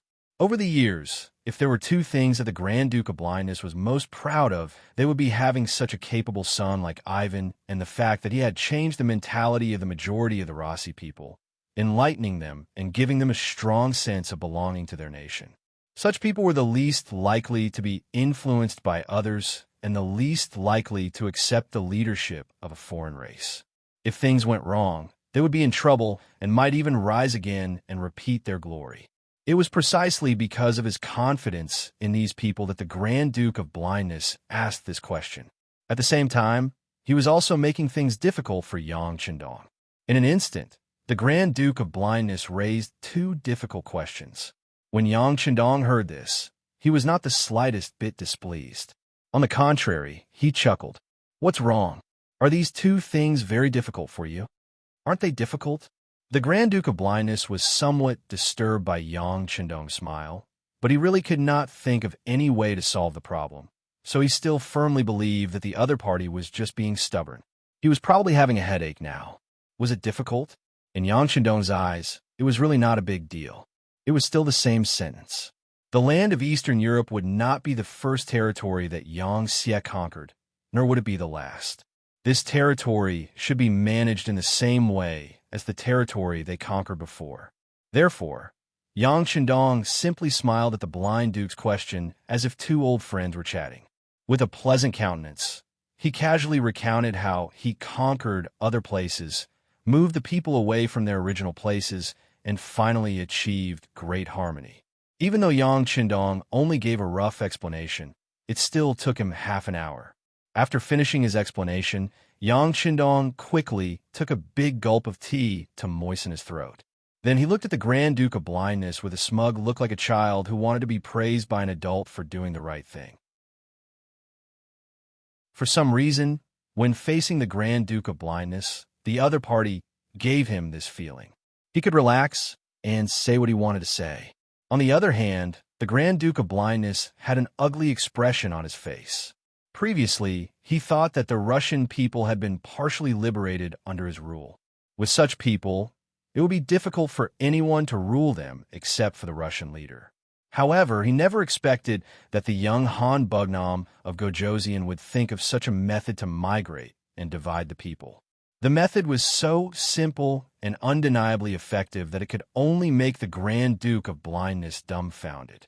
At the same time, he also knew very well that if what had just been said was true, the strength of the so-called Russian ancestors would be greatly reduced. Next, they would inevitably be divided and ruled together. Finally, they would be annihilated in the wheel of history. He was shocked by Yang Xie's strength in his heart. Without such a large territory, it was impossible to do this. Moreover, the money needed to be spent was also incalculable. It would be difficult for any emperor to make such a choice because it required countless investments in the early stages in exchange for long-term stability in the future. However, These problems were no longer problems in the eyes of this young man. He had already used countless facts to prove that this path could be taken, and the returns would not be too low. The Grand Duke of Blindness couldn't help but praise the other party in his heart. He was thinking how good it would be if the person who did this was a descendant of the Russian clan. If there was such a talent, he was willing to give all his efforts to help the other party. However, now it seemed that the rulers of the world in the future would only be the Han people, and they could only be the Han people. Any powerful ethnic group would be inferior in front of the Han people and would need to look up to them. While the Grand Duke of Blindness was amazed by this big move, he suddenly thought of something. His expression changed, and he said, "What about my 5,000 palace guards? How are you going to deal with them? Kill them? As you wish, of course, I will kill them all. Not only them, but many people in the city who are unwilling to migrate, or young adult men who show a little resistance, will also die. You know, they are not a small force of opposition. If I don't deal with them, I'm afraid that during the migration process, these people will not be obedient and will create a lot of difficulties for my army. I don't want them to hurt my soldiers and the good people in the future because of a moment of kindness." Yang Qindong said with a matter-of-fact look, and then looked at the Grand Duke of Blindness, as if he would do the same if he were in the Grand Duke's shoes. The Grand Duke of Blindness sighed. At this time, he finally understood why the Han King in front of him was able to achieve such great achievements at such a young age. Naturally, he was a master who killed decisively. It was a pity that they had underestimated such a powerful opponent. If they had known this earlier, they would have put down all their prejudices and joined forces with the Golden Horde. That way, even if they were defeated, it would have taken a long time. If they were careful, it was not impossible to turn defeat into victory in the process. But everything was already history and could no longer be changed. The Grand Duke of Blindness closed his mouth tightly with an expression that said, "You're amazing. I admit defeat, and you'll kill me quickly." "What? Do you want to die?" Seeing the faint death intent from the Grand Duke of Blindness, Yang Qindong asked with a grin. "Yes." The Grand Duke of Blindness nodded honestly. "I'm old, and I've done what I should, but I still can't change the result. Now I can only die to thank the world. You're afraid of being used by me, such as using you to lure young Master Yifan out." Yang Qindong did not believe that, and just pointed out the other's inner thoughts. At this moment, the dying old man suddenly seemed to have recovered his youth, and the momentum of his whole body changed. When he looked at Yang Qindong, his eyes were full of killing intent. Obviously, this sentence had touched the dragon's reverse scale. "What? Did I say what's in your heart? Or do you want to beg me to spare your son's life?" Yang Qindong continued to chuckle. "What do you want?" The Grand Duke of Blindness, whose aura had soared, only maintained it for less than 2 breaths before returning to the appearance of an amiable old man. Clearly, he was now in an absolute disadvantage. Even the change in aura, just now, could not be maintained for long. "What else can I do? Of course, I have to eliminate the roots. To be honest, I never underestimate any opponent, especially the successor personally cultivated by you, the Grand Duke of Blindness. It's absolutely impossible to not find Yifan. You can rest assured that he will definitely be found. As I said before, I will migrate the entire city, including all the dignitaries and civilians.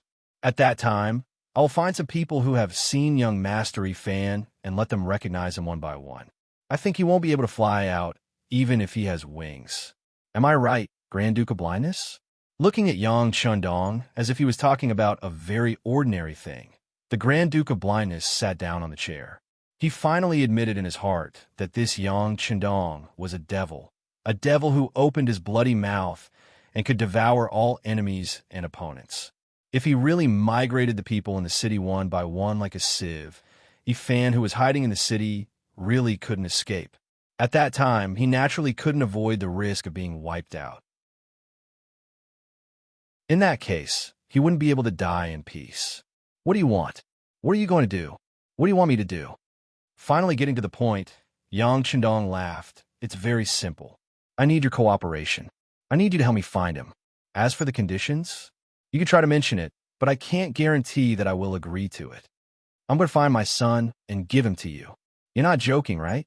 Laughing out loud, the Grand Duke of Blindness changed his indifferent demeanor from before. Yang Qindong didn't laugh this time. Instead, his expression was incomparably serious. He stared at the Grand Duke of Blindness' face. He wanted the other party to know that he was serious and didn't have the slightest intention of joking. Sure enough, under such a gaze, the Grand Duke of Blindness gradually stopped laughing.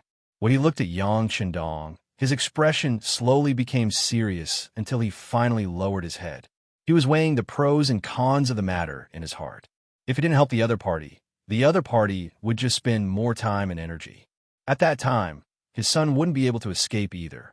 On the contrary, if he cooperated, he might be able to fight for a way out for his son in the future.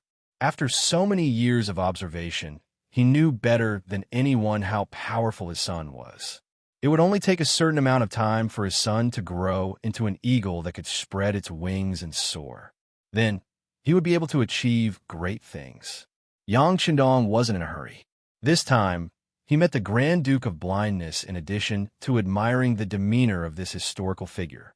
He also came to persuade the other party to cooperate with his work. As he said earlier, he could indeed release the Rossi people one by one out of the city. In the end, he believed that Ivan wouldn't be able to escape. This was because he believed that not only him, but there were also many people who wanted to capture Ivan to relieve their worries, such as Nevsky and Peter. But it was undeniable that doing so would be a big project. It was just for one person, yet he had to pay such a huge price in time. If Yang Qindong didn't know Ivan's future achievements, he wouldn't have chosen this method. Chapter 1483. But if the Grand Duke of Blindness was willing to cooperate, it would be completely different. Nobody knew his son better than his father. With this person's help, it would be extremely easy to find Ivan. In this way, it would save a lot of time. Of course, it was normal to pay some price for this. Everything depended on what the other party asked for. The Grand Duke of Blindness sat there in silence for a long time, weighing the gains and losses in his heart. In the end, he sighed and said, "In that case, I have 3 conditions." Try to say it. Yang Qindong did not arrogantly say that he would agree even if the Grand Duke of Blindness had 100 conditions. He also answered very cautiously. It was enough to prove that he was very cautious when facing an opponent at the level of the Grand Duke of Blindness. First, please keep the name of Moscow. Please also leave some people who are not a thread in your eyes. After all, this is the place where the Ross clan lived. We still need them to stay as witnesses. At least we won't let them disappear from this land so quickly and prove that the Ross clan was once the owner of this place. After the Grand Duke of Blindness finished speaking, he looked expectantly at Yang Qindong's reaction. In this regard, Yang Qindong just urged, "There are 2 more conditions. Say them together." "Okay. Second, I can help you find Ivan, but you have to promise not to hurt him and you have to swear a heavy oath. Also, you can't kill the 5,000 palace guards. You can give them to Ivan to lead. I will persuade him to become a foreign division in your Han army. Presumably, you still have a lot of places to fight and occupy, so you will always need manpower. Since you are so optimistic about Ivan's strength, presumably his addition will make you like a tiger that has grown wings, right? Third, I want the heads of Nikev and Peter. They betrayed us, so they must pay the price. That's all. As long as Bugnam of Gojoseon can agree, I will do my best to help you. I will even come forward to appease the hearts of the people in the city. You know, these people have feelings for this Grand Duke. Many of them are still willing to believe me." The 3 conditions were stated by the Grand Duke of Blindness. Next, it was time to wait for Yang Qindong's reply. In this regard, Yang Qindong, who was smiling, had a mocking look in his eyes. She had already become a prisoner. So how could she still make such an outrageous request? Was it because the other party was used to being domineering, or was it because he was too gentle? He decided to let the other party know who had the final say in this place at this moment. "I'm sorry, but I can't fulfill any of your 3 conditions." While objecting, Yang Qindong continued, "It seems that some people still don't understand the situation. Do you really think that we can't find Ivan without your help?" The more he spoke, the colder Yang Qindong's expression became. Men, bring those 5,000 palace guards to the square and kill them all. Yes, young master. Young heir, who had been waiting at the side for a long time, was waiting for these words. He agreed and turned around to leave. The blind duke was forced to panic. Wait a minute. He didn't expect Yang Qindong to be so decisive. Since it was a negotiation, of course one side would offer a sky-high price, and the other side would pay back the money. How could one flip the table just because one side disagreed? If that was the case, how could the game not continue? Of course, through this test, he could also see that Yang Qindong was not the nobles he had come into contact with before. This was a very principled and powerful person. He would not tolerate the slightest doubt or criticism from others. The Grand Duke of Blindness shouted for Yang Qindong to stop. He lowered his head and asked Yang Qindong to propose amendments. And this was exactly what he wanted. His performance just now was just to intimidate the blind duke. Reality also proved that a paper tiger was a paper tiger. As expected, he was not intimidated. All right, since that's the case, this king will propose the final regulations. When he said final, it meant that the following words could not be questioned or refuted. If the blind duke still did not agree, then there was nothing to talk about. First, all the people in the city must be evacuated. Not a single one is left. This is unquestionable. Not even the slightest trace of your people can be left here. Second, as long as Ivan performs well, he can be spared and be given a chance to redeem himself. But he will always be watched. Once he is found to be disloyal, he will be beheaded without mercy. On the other hand, if he is willing to work honestly, this king can guarantee that he will not be killed. As for the 5,000 guards, only 500 of them can be allocated. The other 4,500 will be sent to other armies. You should know that it is impossible for this person to have too much military power before he has enough trust. Also, as the Grand Duke, you also need to make a public speech to express your submission to us, the Han people. This is also an important reason for your son's safety. As for the third point, Nekov and the others are traitors in your eyes, but in this king's eyes, they are meritorious people. It is impossible to harm them. It is best if you understand this point. Even if you don't, you have to understand. With the same unquestionable tone, Yang Qindong refuted the 3 points raised by the blind duke. It could even be said that this was not just a rebuttal. 2 of the 3 points had been directly rejected. Even the remaining point had been discounted, and Yang Qindong had even taken the opportunity to raise his own opinion. Normally, such an answer would not satisfy the Grand Duke of Blindness. But the other party actually quickly nodded in agreement. Good. I hope Bugnam of Gojoseon can keep his promise. Otherwise, this duke will not let you go even if I die and become a ghost. My Rasi people will also disturb your peace. When he said these words, although the blind duke's eyes revealed an unquestionable momentum, there was a trace of craftiness in his eyes. It was clear that this answer had already satisfied him. Originally, what the blind duke wanted was the safety of his son. Through the conversation with Yang Qindong just now, he already knew that the Han man in front of him, Bugnam of Gojoseon, had strong means, strong capital, and superb abilities that had exceeded his previous expectations.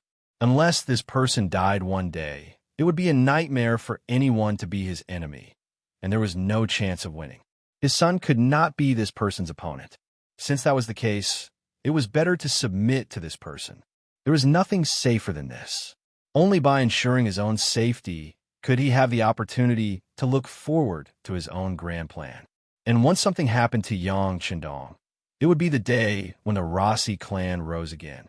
The blind duke did not doubt what Yang Qindong said to him, although he also knew that moving the entire city out one by one and screening them one by one was indeed a very laborious task and would take a lot of time. It was undeniable that this was indeed a good way to find Ivan. If he really could not find Ivan, he did not doubt that this young king would rather kill all the unidentified people in the city. Once he really did that, it would be unknown how many heads would fall to the ground. It would also be tantamount to completely destroying the hope of the Rasi clan's rise. In contrast, this was what he could not tolerate.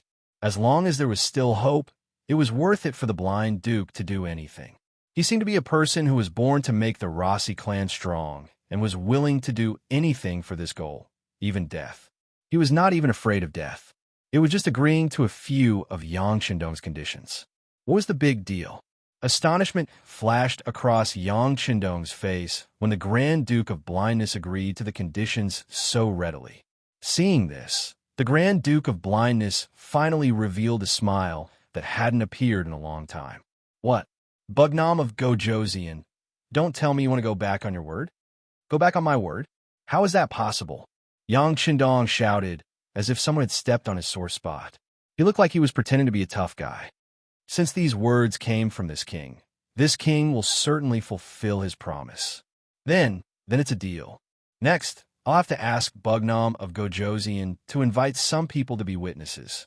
You know, if there's no guarantee, I won't dare to trust my former enemy. You would do the same. The blind duke was happy that his plan had succeeded.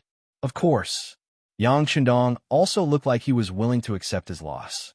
Then, he snapped his fingers and ordered someone to call over the high-ranking generals of the Five-Star Army in Moscow and a group of senior officials from the Rossi Kingdom. He wanted to swear in front of everyone to prove that he was serious and at the same time dispel the blind duke's doubts. After doing all this, Yang Qindong seemed to be in a bad mood. It will take some time for these people to come. This king is a little tired and needs to rest now. After saying that, he turned and left without waiting for the blind duke's reaction. Beta Persei followed him. When the two walked out of the hall, Beta Persei saw that there was no one around. So he hurried to Yang Qindong's side and said, "Young master, did that old guy make you angry? If so, this little one will go back and kill him now. That way, no one will know the content of the previous conversation." "No need," Yang Qindong replied with a smile. Where was the angry look from just now? Just as the blind duke asked for a sky-high price, why wouldn't he pay? No one knew Ivan's power better than him. If he didn't find such a person, he wouldn't even be able to sleep in peace. In contrast, it was just agreeing to some of the other party's conditions. What was the big deal? Don't forget that Yang Qindong swore that as long as Ivan didn't rebel, he wouldn't do anything to him.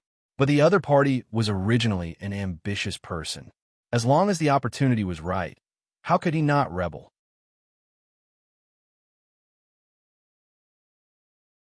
Chapter 1484. What? What if there's no chance? Haha, Yang Qindong can create opportunities for him. I don't believe that the other party won't fall into my trap. If that's the case, I won't feel guilty at all after killing this person, and all the efforts of the blind Archduke today will be in vain. It was with this idea that Yang Qindong reluctantly agreed to the other party's second request. As for deliberately pretending to be angry, it was just to confuse the blind Archduke and not give the other party a chance to regret. After all, even if all the people in the city were moved out, they might not necessarily be able to find Ivan. What if the other party hid in a certain tunnel in the city and didn't go out? Could it really be possible to tear down the entire Moscow city and dig 3 feet into the ground? How much time and cost would it take?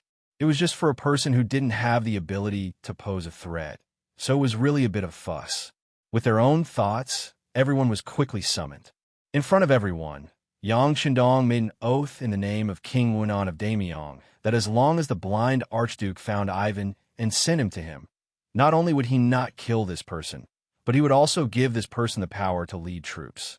He also promised that unless this person rebelled or made a real move, Yang Qindong would never kill this person. Violating this oath would incur the wrath of the gods. Yang Qindong made a statement in public, and the blind Archduke was overjoyed.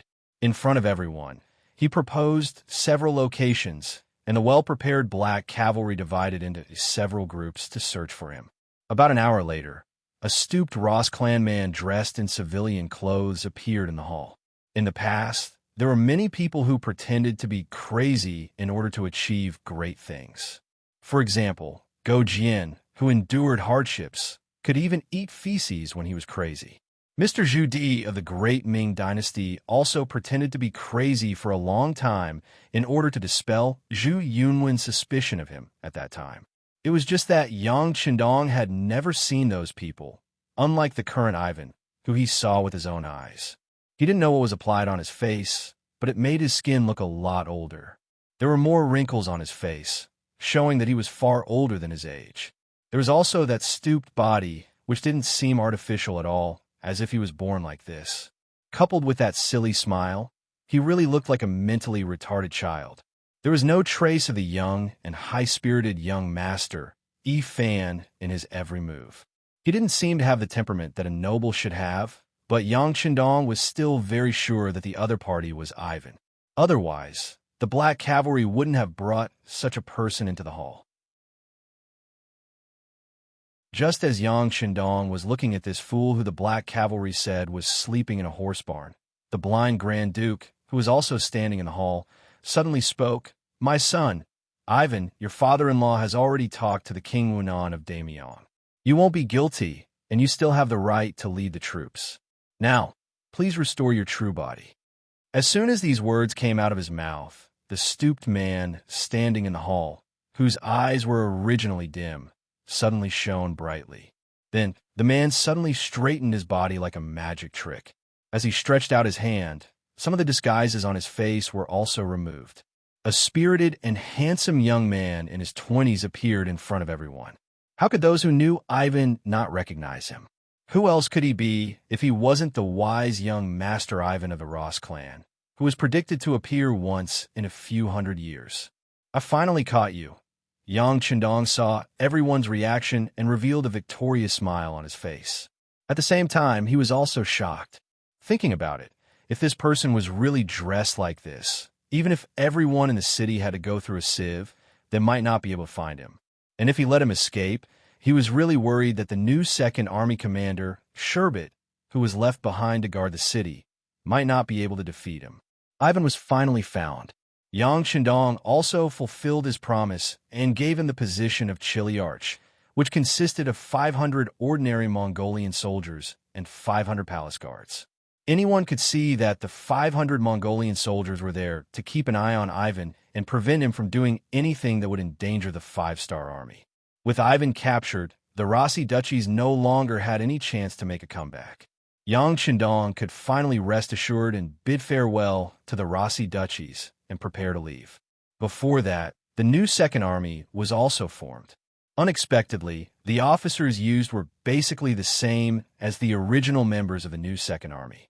The commanders were Qiao Chao, the commander of the 104th Army, Li Jun, the commander of the 105th Army, Wu Hui, the commander of the 106th Army, Yang Chunfeng, the commander of the 107th Army, and Su Liang, the division commander of the army. The 4 division commanders were all promoted by 1 rank and became division commanders. The original division commander Su Liang was also promoted by 2 ranks and was promoted to division commander. The reason why all of them were recruited was to make it easier for Sherbet to manage them. Everyone was familiar with each other and could save a lot of time. Secondly, this place was remote and not many people were willing to come. Even if they were willing to come, it would take time. Since that was the case, it was better to put these people to good use first. As for whether they were suitable or not, time would tell. If it really didn't work out, he could just change them again. At the same time that the new Second Army was established, Yang Chendong established the Far East Army in the name of the Army Commander-in-Chief. The commander was Chun Bo, and the division commander under the army was Dai Qua of the 108 Army, Kong He of the 109 Army, Shi Xiaolin of the 110 Army, Ma Hong of the 111 Army, and the division commander Wu Ba of the army. Similarly, the old members of the Far Eastern Army were promoted, and the division commander was promoted to division commander. In this way, it meant that there were a total of 8 armies and 2 division commanders in this area. Even if something happened, these people were enough to solve the problem, and there was no need to transfer troops from outside. After giving 2 orders in a row, Yang Chendong was ready to leave Eastern Europe. Speaking of which, it had been 3 years since he led the troops into the Far Eastern region. It was much longer than the time needed to conquer any land. Fortunately, the harvest this time was big enough and the territory was enough. The slaves and gold and silver seized were also far beyond his expectations. At the end of August, 1463 AD, Yang Chundong gathered a total of 400,000 troops, including the world's first cavalry army, the 3rd Cavalry Army, the Cold Front 2nd Division, a total of 100,000 troops, 100,000 Russian troops, and 200,000 Mongolian troops. For the difference, the Mongolian troops were the enemy, and the Mongolian troops were the surrendered troops, and were a part of the 5-Star Army. Setting out from the city of Moscow, with the pretext of pursuing Shamask, the leader of the Cherkass people, and Maxim, the leader of the Novgorod city-state, the troops were directed towards the Rossi Principalities and the Lithuanian state, which was located to the south of the present Eastern European province. Before this, the leader of the Alans, Malayan, Tugnev of Vyatka, and Vanya of Pskov were either killed by the 5-Star Army, or they surrendered due to their powerful strength. Only a few generals, such as Shamask and Maxim, managed to escape. Even so, the number of troops they brought with them when they escaped was very limited, only 20 to 30,000 people in total. However, Yang Chundong still chased after them with the 400,000 troops, which was more or less like using a cannon to kill a mosquito. However, there was an ulterior motive. The 5-Star Army needed a reason to expand their territory, and they also needed an excuse. At the end of the 9th month of the year 1463, the 400,000 men of the 5-Star Army captured the capital of Lithuania, which was trying to shelter Shamask and the others. Lithuania was thus destroyed and became another part of the Yang faction. Unfortunately, they still couldn't find Shamask and the others. But it didn't matter. There was already news that they escaped to Poland with their troops, so they just had to continue the chase. Therefore, the 5-Star Army's 400,000 troops continued to move forward, taking down Poland, Hungary, and other small countries. They brushed past the border of the Roman Empire and entered Serbia, Bulgaria, and other small countries. Facing the aggressive Han army, these countries had no choice but to surrender, as if they were repeating the scene of the Mongol Empire many years ago. In the end, the 5-Star Army successfully took down the Byzantine Empire that surrendered and appeared behind the Ilkhanate. Right now, it was already February 1464 AD. It was snowing heavily, and it hindered the traffic. As a result, the 5-Star Army had no choice but to stop and rest. Relying on their military cotton coats and warm-down jackets, as well as high-waisted riding boots, even in the coldest weather, the 5-Star Army soldiers rarely lost any members because of this. This was the benefit of having powerful equipment. How could an army wearing thin clothes be a match for the 5-Star Army in warm jackets? However, not everyone was a Han soldier who fought against the Empire and supported the Empire, and they had a strong sense of trust and obedience. The achievements that the 5-Star Army had achieved along the way, as well as the glory that they had created, had already spread throughout this region. If it weren't for the heavy snow, they would have stopped and killed their way here. Harsinhan of the Ilkhanate was the closest to the 5-Star Army, and he was the most nervous one. Even though the heavy snow made it hard to travel, Harsinhan still used every second he had and wandered around, trying to find more reinforcements. Finally, he managed to convince Khan Amur of the Timur Empire. Under his influence, more and more Khan came together and held a military meeting to defend against the 5-Star Army. Great Khan Amur. His name, in Mongolian, means peace. In fact, he wanted to be a peaceful Khan and live a peaceful life. But in reality, life rarely went as planned.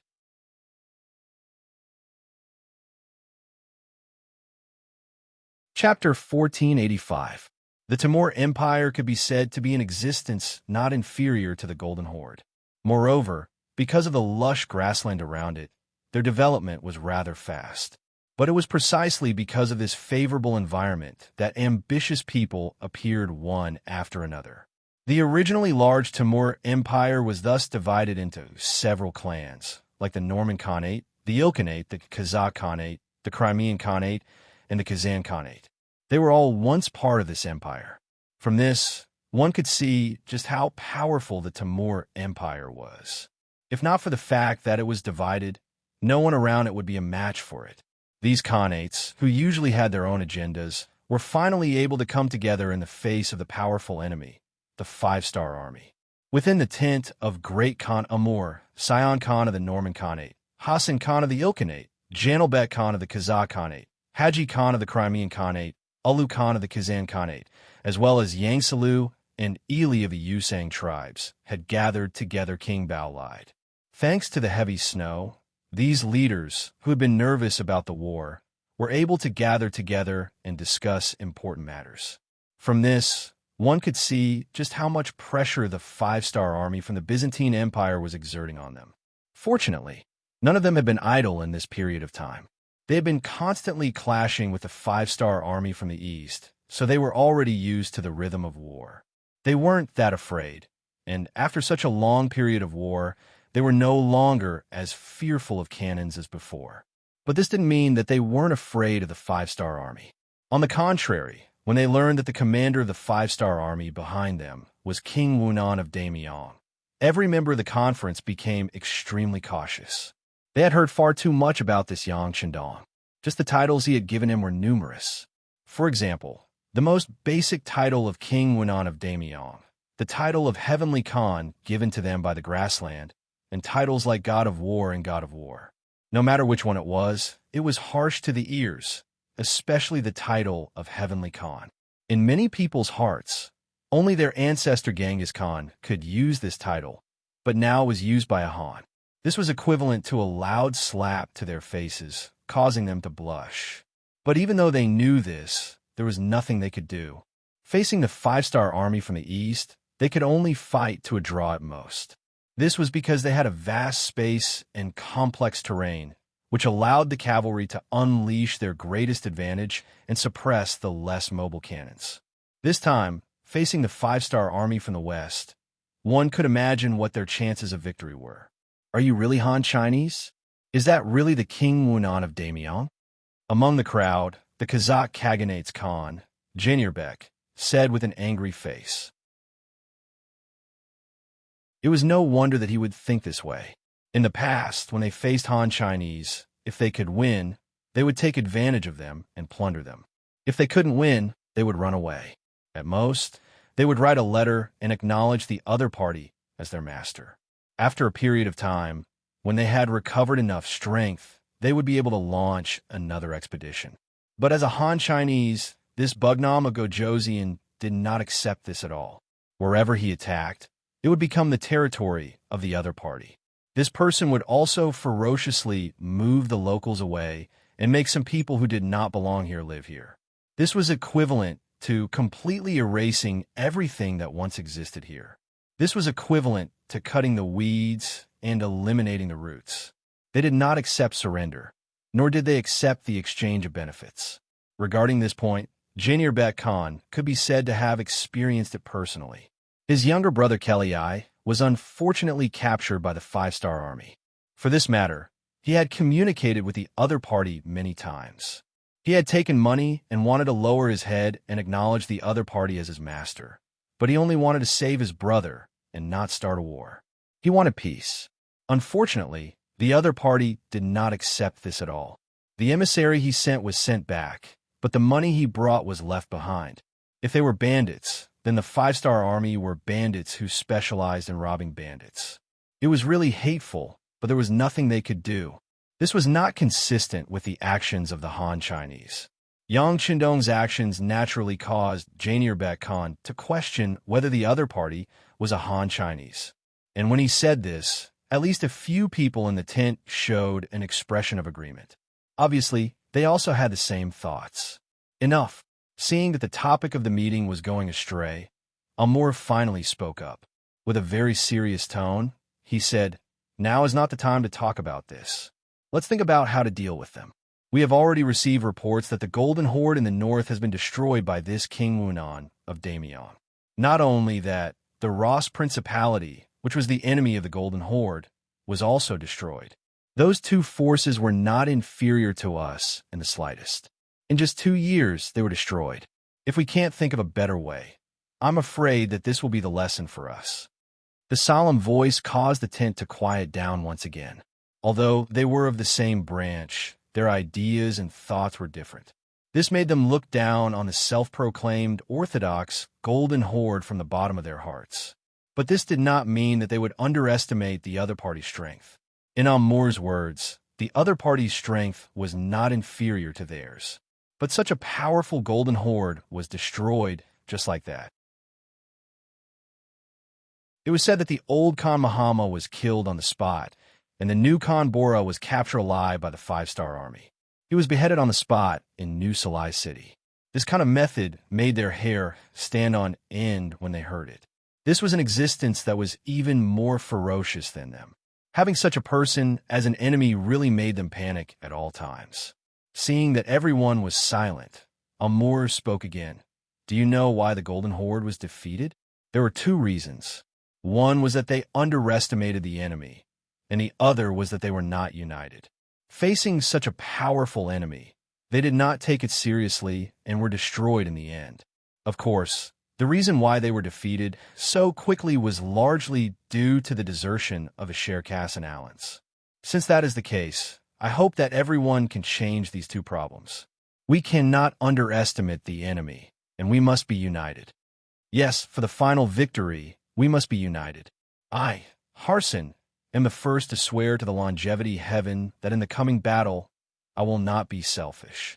I will fight for the sake of defeating the five-star army. Harson Khan of the Ilkhanate was the first to express his attitude. He had no choice. The five-star army was the closest to his territory. If they attacked, the first one to be attacked would be him. Therefore, he had high hopes for today's joint meeting. The result of this meeting would determine whether the Ilkhanate would continue to exist in the future. After Harson expressed his attitude, everyone looked at each other. Finally, one by one, they stood up and expressed their attitude. For their own survival, for the continuation of their race, they would give up their prejudice and personal conflicts and unite to fight against the five-star army. Very good.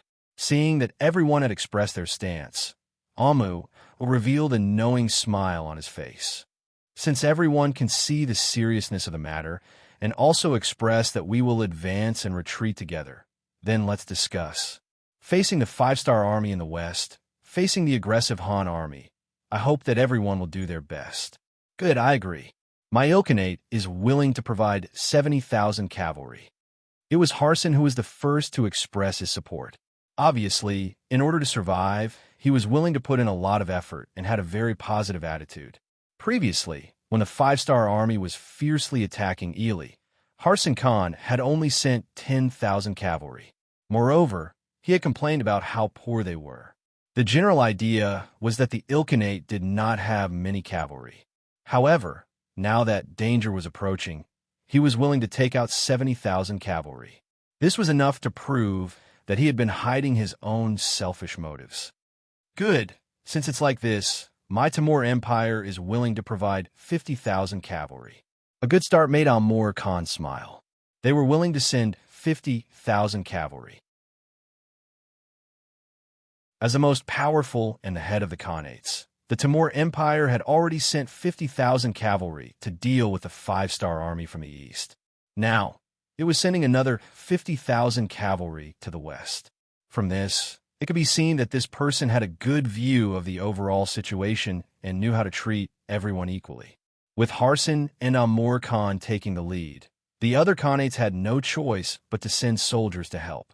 Among them, the Norman Empire sent 50,000, the Kazan Khanate sent 50,000, the Crimean Khanate sent 30,000, the Kazakh Khanate and Yusang sent 20,000, and the Ely Khanate sent 10,000, making a total of 300,000.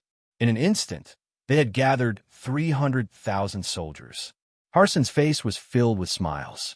It seemed that it was not impossible for them to fight against the five-star army. As long as they could deal a heavy blow to their opponent, they would have a chance to negotiate. At that time, he would be willing to pay tribute every year and call the other party his suzerain. Presumably, they would have a chance to escape this disaster. Yes, Harson had never thought about defeating the five-star army. He only wanted to fight to a draw and let the other party see his strength. That was enough. After gathering 300,000 soldiers, the next step was to choose a leader. In the end, under Amur Khan's suggestion, Harson became the leader of the army. Perhaps everyone knew that the next battle would be a matter of life and death for the Ilkhanate. Anyone could compromise, but Harsin wouldn't do so. They could rest assured that the army would be in the hands of such a person. After Harsin obtained the command of the 300,000 cavalry, he publicly declared that he would do his utmost to fight the five-star army to the end. He wanted to use facts to tell the other party that they, the descendants of the Mongols, were not to be trifled with. He also wanted to prove to the world that they were stronger than the Golden Horde.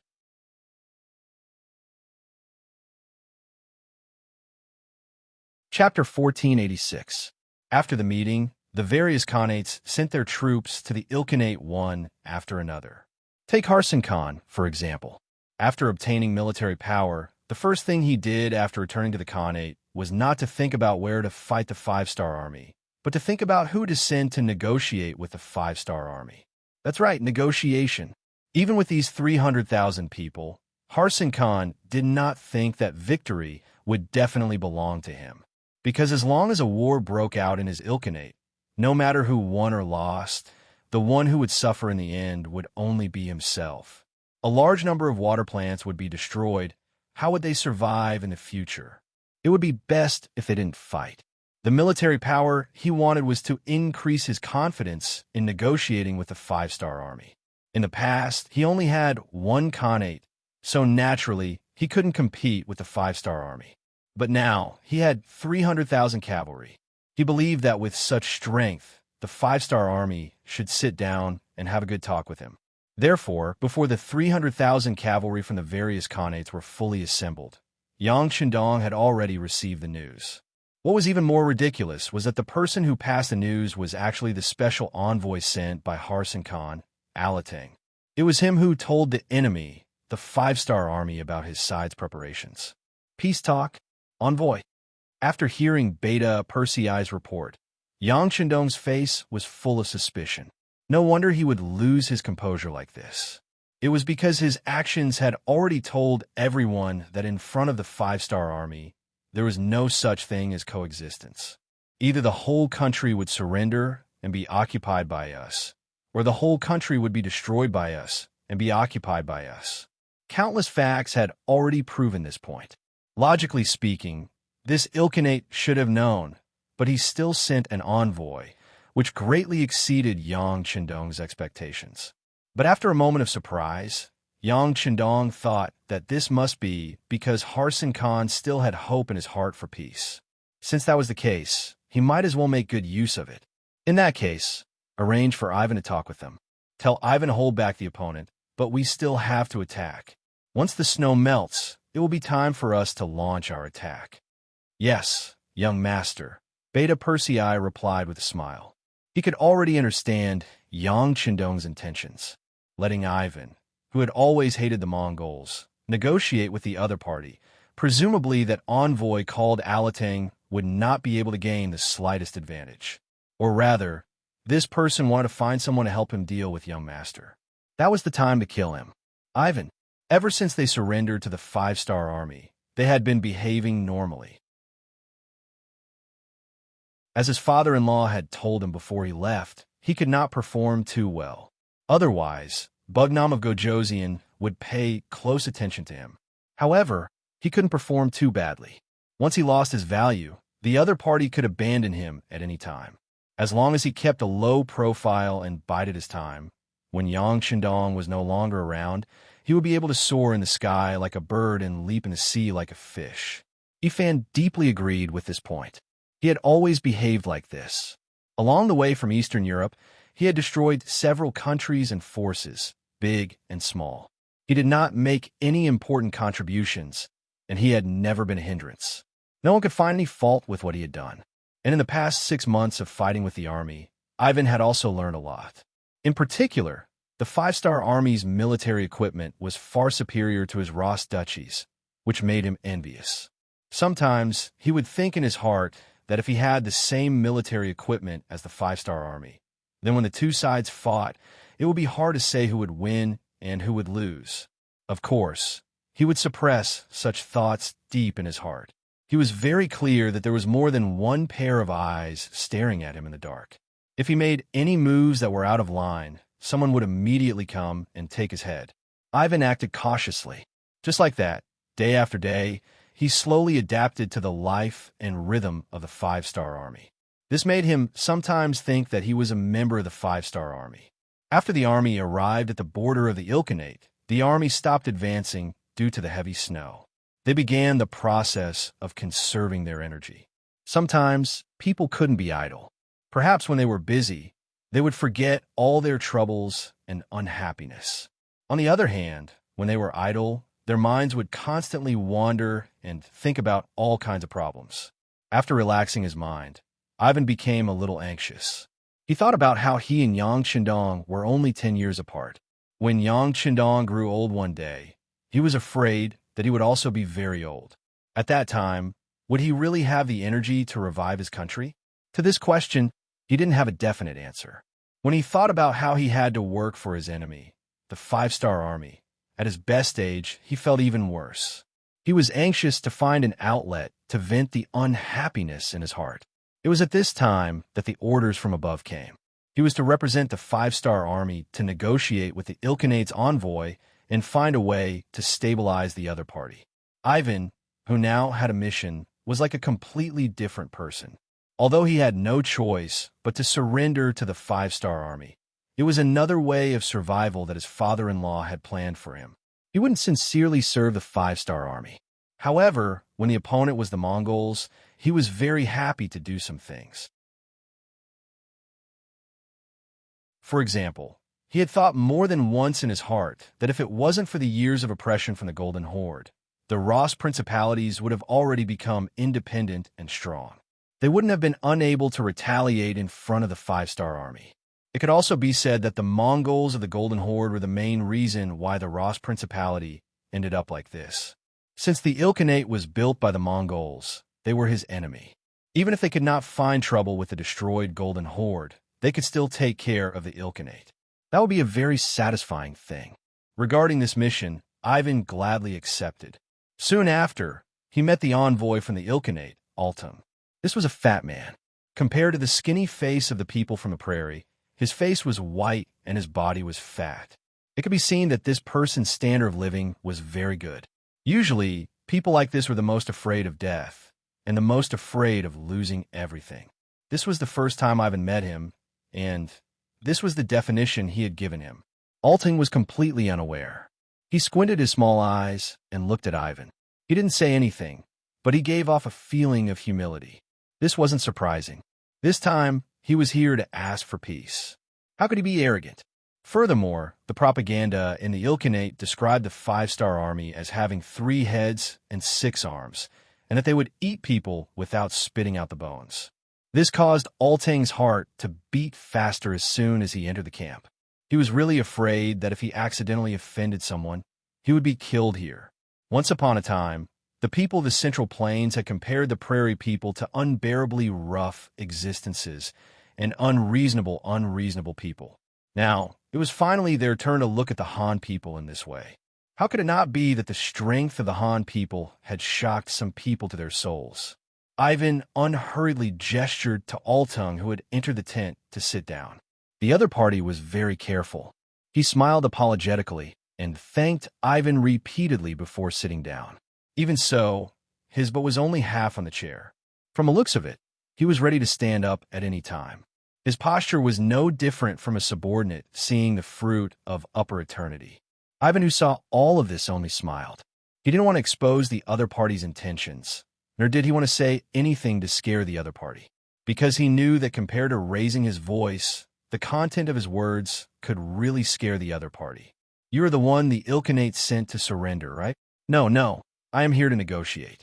When he heard the word surrender, Altung's face flushed red, and at the same time, he looked nervous. Negotiate? Ivan purposely frowned, then slowly raised his head and said, "Did we say that we want to negotiate? This? Of course not. But we have 300,000 cavalrymen." Before Altung could finish, Ivan's expression changed. What? Are you trying to scare the five-star army? Or do you think you can defeat us with 300,000 cavalrymen? Are you here to flaunt your strength? Not at all. Not at all. Please don't be angry. Please don't be angry. We are here to negotiate sincerely. Alting was so scared that he stood up and tried to explain himself. However, Ivan already had an impatient look on his face. After a humph, he stood up and left. Alting was left standing alone in the tent. He didn't know what to do. Why did he leave just like that? What should he do? After a long time, another person entered the tent and said to him, "General Ivan is very displeased with your attitude, and he is also very angry. Regarding the negotiation, let's talk about it another day. Envoy, please go back to the tent and rest. Oh, also, don't walk around casually in the tent. Otherwise, if you anger someone you shouldn't, you can lose your head any time. Thank you for the reminder. Thank you for the reminder." Hearing this, a layer of cold sweat appeared on Alting's forehead again, and he hurriedly nodded in response. The first meeting ended on bad terms. This was also Ivan's intention. Wasn't it just stalling for time? Of course, he knew what to do. As long as Altung didn't return to the Ilkhanate, it would create a misconception that there was still a chance to negotiate.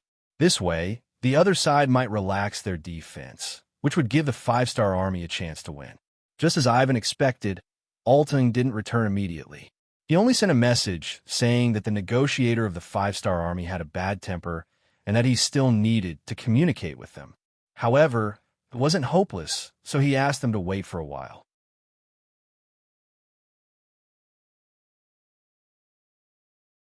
Chapter 1487. When a message was sent back, Harsan Khan was overjoyed. He didn't want to fight, especially on his own territory. This was tantamount to destroying his strength. So even if there was a chance for peace talks, he wouldn't miss it. When he heard that there was hope for peace talks, Harsan Khan was overjoyed.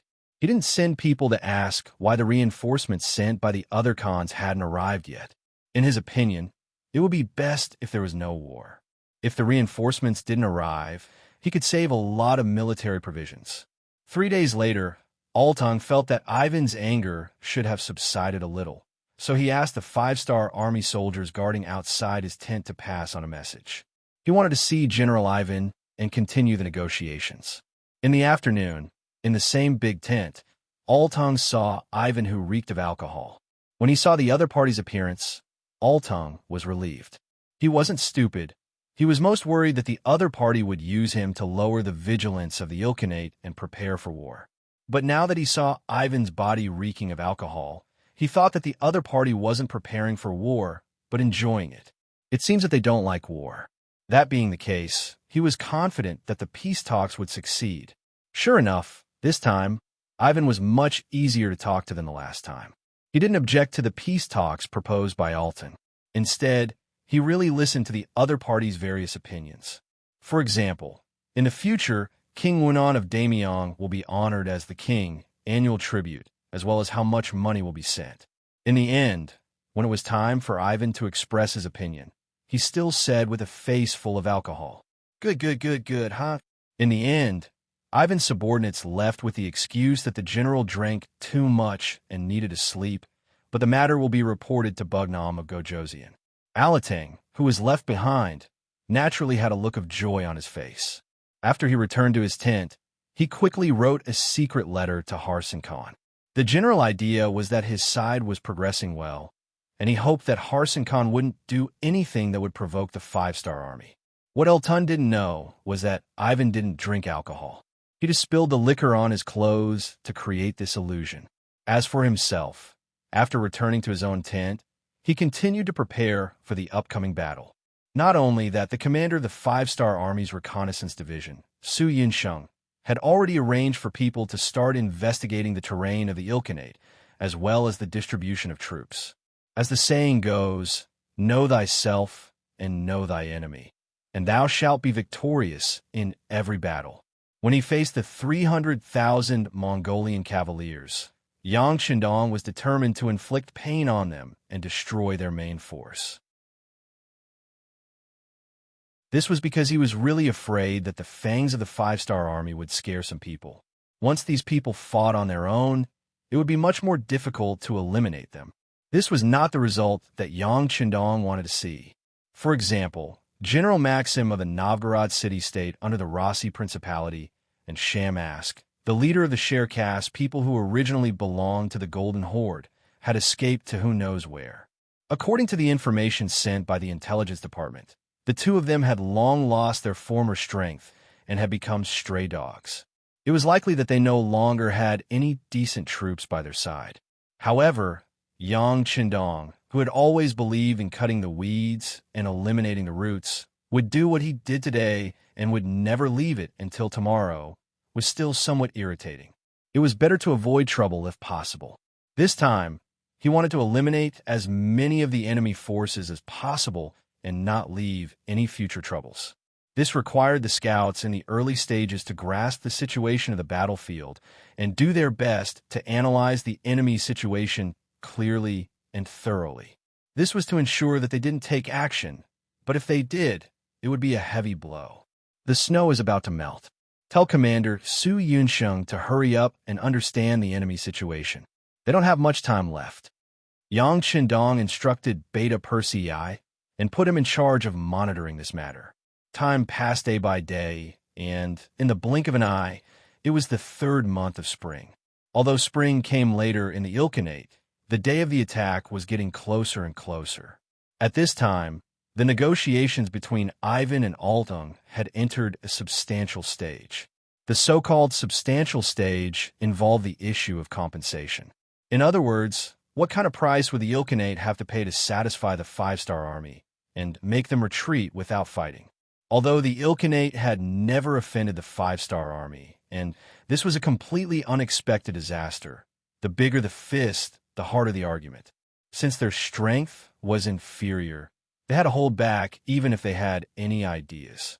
Not only did they have to hold back, but Alting also had to pretend to be very happy and try his best to satisfy the various conditions proposed by Ivan. Only in this way could they stop the war and complete this difficult task. The two of them sat in a military tent. First, Altung repeated the price that the Ilkhanate was willing to pay. For example, how much gold and silver, how many horses and sheep, and even a certain number of slaves they were willing to hand over to the 5-star army in order to avoid this war. This was the rule between the defeated Ilkhanates. Once one side lost, they would send these things to the winner, in order to ensure that they could barely survive. Ivan sat on the chair expressionlessly, quietly listening to Alting's narration without any expression on his face. He didn't look happy, nor did he look disappointed. It was this expression that made Altung a little overwhelmed. He didn't know if the other side was satisfied with what he said, so he always looked at Ivan with an inquiring look. How could he know that at this time, Ivan was thinking about the military order that he had just received in the morning? The higher-ups wanted the troops to prepare for war, and in 3 to 5 days, they would launch a fierce attack. Because of Ivan's recent performance, his original 1,000 soldiers were promoted to 2,000, and he had an additional 1,000 Russian soldiers under his command. Logically speaking, having an army under his command was a good thing, but Ivan wasn't like others. He was very clear that no matter what he did, he wouldn't be able to gain Yang Qindong's complete trust. Since that was the case, why would he be given an additional 1,000 soldiers? Moreover, they were Russian soldiers? He was the young master of the Ross Duchy. Logically speaking, all Russians were his subordinates, his own people. In order to prevent him from betraying, even if he was to increase the number of soldiers, it should be the Mongolian army and not the Russian army. What was Yang Qindong trying to do? Was he testing him? Or was it because his performance had won the other party's trust and he was really going to give him power? After thinking about it, Ivan ruled out the second possibility. In other words, it was impossible to have absolute trust. Then, the only thing left was to test him. Even though he knew that it was a test, Ivan still had more soldiers under his command, especially after gaining an additional 1,000 Russian soldiers. He had more ideas in his mind. For example, could he use the upcoming war with the Ilkhanate to create an opportunity for himself to escape? Just like Marguzim, once he escaped, the 5-star army would be like looking for a needle in a haystack if they wanted to catch him. In this way, as long as he avoided the other party's initial search, he could find a safe place to develop again. Once he grew stronger, it would be time for him to return to Eastern Europe and take back everything he had lost. Of course, it was still unknown whether Magus Maximus would be able to survive under the suppression of other forces.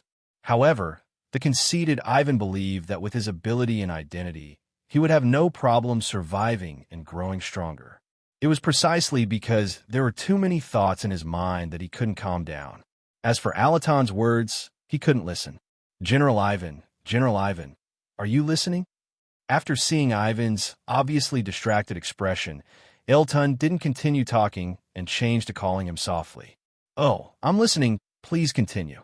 After Ivan was woken up, he showed an apologetic expression and said he wanted to calm down because his intuition told him that now wasn't the time to fight back. Yang Chendong must be paying attention to him. But there was another voice in his mind that kept calling him. If he didn't take this opportunity to fight back, he didn't know when the next opportunity would come. If that was the case, could he really keep waiting? Would his character and self-esteem allow him to do that? The strength of the Ilkhanate was average, and it wasn't a good partner to cooperate with. But he didn't expect the other party to really defeat the 5-star army. As long as the Ilkhanate's main force was delayed, it should be possible to create an opportunity for him to escape. Elton said that in order to deal with the 5-star army, the Ilkhanate borrowed 300,000 cavalries from the other Khanates. 300,000 cavalries. They should be able to create some trouble for the 5-star army and make them unable to take care of him. At that time, his opportunity might come. Ivan was very clear about his own strength. He didn't want to leave in a daze. What he wanted was to kill Yang Chendong. Only in this way could the 5-star army be in chaos, and he could return to Eastern Europe to reorganize. Compared to Maxim, who had disappeared without a trace after escaping and was now hiding in some unknown mountain, what he wanted to do was to retake Moscow and lead the Rossi people to stand up again. And he firmly believed that as long as there was no Yang Chendong in front of him, he might be able to do this. When he looked at Altung, who was still speaking with a fawning expression on his face, he couldn't help but feel a sense of uncertainty in his heart. Is such a person suitable to be my ally? Forget it. He seemed to have no other choice. In a situation where he didn't know when the next opportunity would be, he could only give it a try. Ivan suddenly got up and walked to the door of the tent. He saw that the person guarding the door was the former palace guard, and he was absolutely trustworthy. When he saw that there was nothing abnormal outside, he coughed and turned to Elton. You're going to be in big trouble. Do you know that? What? Elton asked as if he didn't understand. But at this moment, his face had already turned pale, and he had an extremely terrified look on his face. He had revealed his cowardly side without a doubt.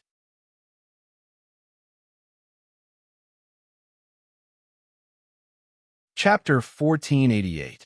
In the main tent, Dao Xiao, the captain of the 2nd Black Cavalry, who was responsible for monitoring Ivan's tent, was reporting the situation.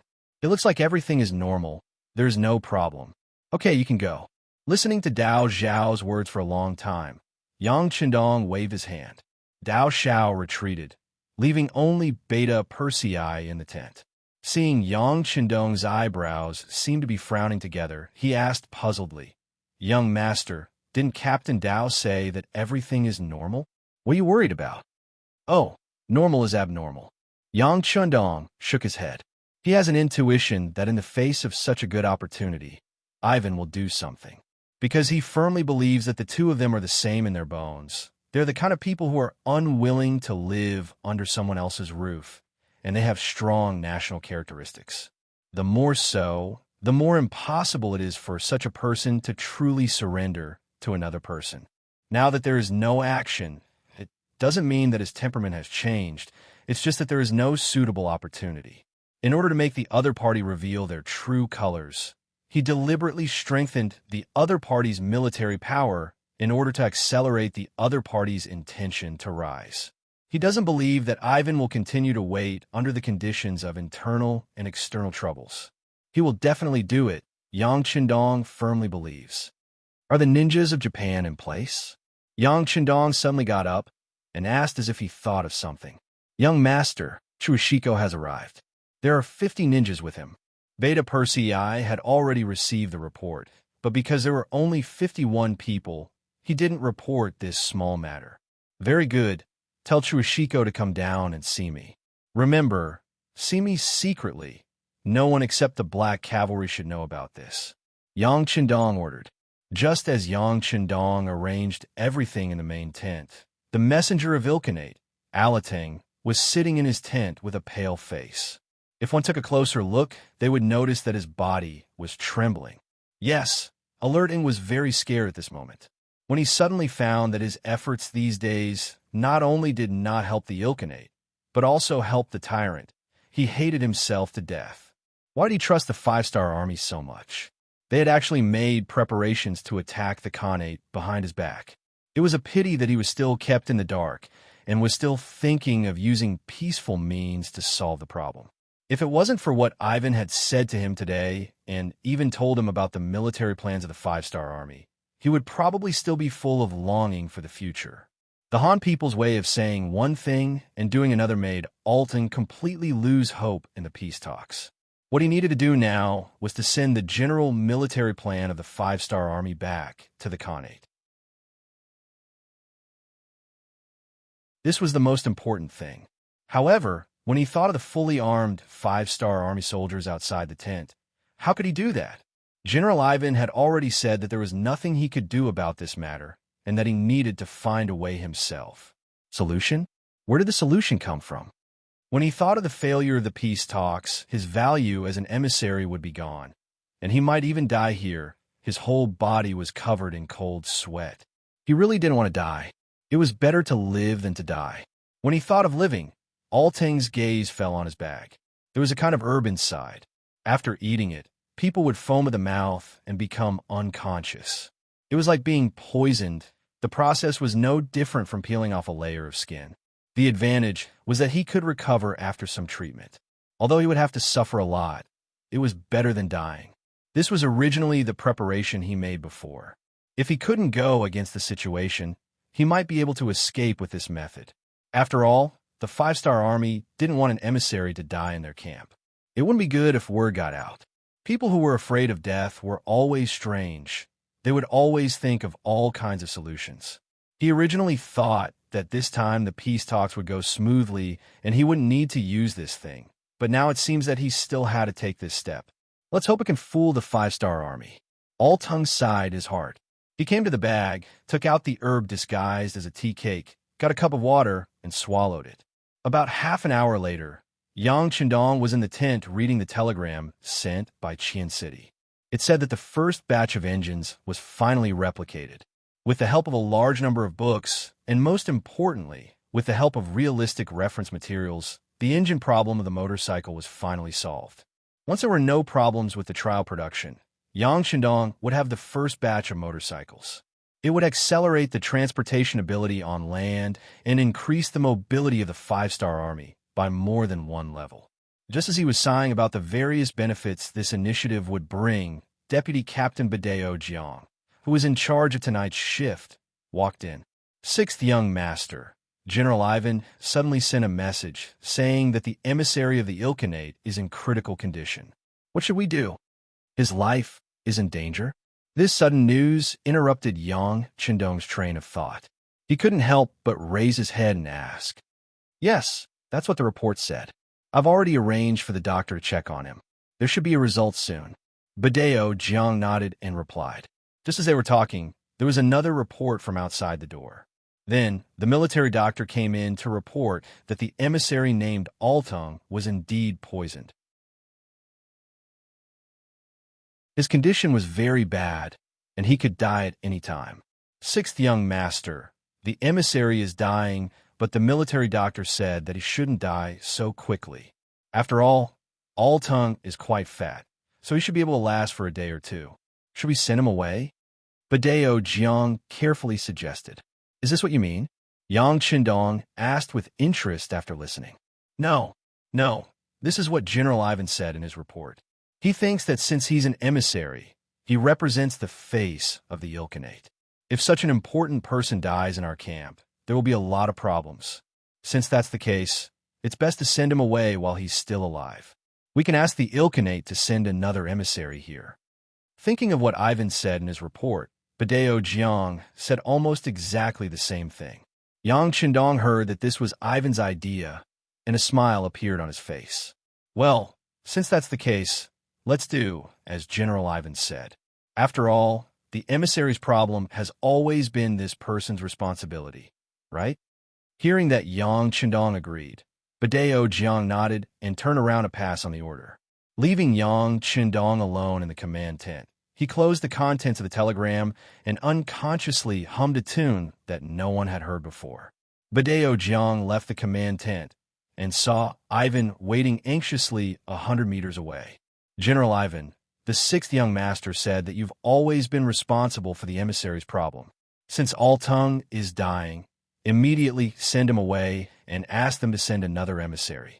By the way, the emissary's food needs to be carefully checked in the future to prevent this from happening again. The last sentence was added by Badeo Jiang himself. He felt that it was necessary to say it, and because of this sentence, the suspicion in Ivan's heart was dispelled. He even suspected that Yang Chendong had seen through his trick. But when he heard this sentence, his face relaxed a lot. Okay, I'll be careful in the future. Then I'll go arrange it. Ivan turned around and left, lamenting Alting's decisiveness in his heart. Originally, he was curious about how Alting would leave the five-star army's camp. He didn't expect Alting to go all out and use such an extreme method, although Ivan didn't know how Alting did it. But his intuition told him that Altung would be fine. At most, he would suffer a little. This was all because Alting was afraid of death, and people who were afraid of death would always think of many ways to survive. Ivan watched as the Ilkhanate's emissary group left. He looked at Altung, who was carried on a stretcher and didn't say a word from the beginning to the end, only foaming at the mouth from time to time. He was really worried. He was afraid that the medicine would be too strong and that Alting wouldn't be able to last until he saw Ilkhanate. But at this point, there was no use in hesitating. He had already told Altung about the five-star army's attack plan. It wouldn't be long before Ilkhanate knew about it. That would be equivalent to betraying the five-star army. In that case, there was no turning back. I hope everything goes well. He sighed. At this moment, Ivan looked in the direction of the central camp. He knew that if the plan went well, his ultimate goal would be there. At that time, with his 500 palace guards, he might have a chance of winning. If he could really kill Yang Chendong, his plan would be a success. In the blink of an eye, 3 days had passed since Alting left. In these 3 days, they didn't see any emissaries from Ilkhanate. Not only that, just a moment ago, Commander Su Yunxing found out that a large number of cavalry had been mobilized in Ilkhanate's territory. From the looks of it, they were about to go to war. The sudden change was heard by some generals, and they couldn't understand it. Could it be that some information was leaked? Or did Ilkhanate have no intention of negotiating at all? They were just like him, using the peace talks to buy time, but were actually secretly preparing? In the central camp, Yang Chendong also received the battle report from the scout division. He raised his eyebrows, and his eyes revealed a trace of undetectable killing intent. Summon all generals above division level. Come in for a meeting. In less than half an hour, all the officers above division level had arrived in the central camp. There were also a few people who were stationed far away, so they would catch up in a short time. But Yang Chendong didn't need to wait for them. Speed was the most important thing in war. Since the other side was already prepared, if he didn't act early, he would lose the initiative.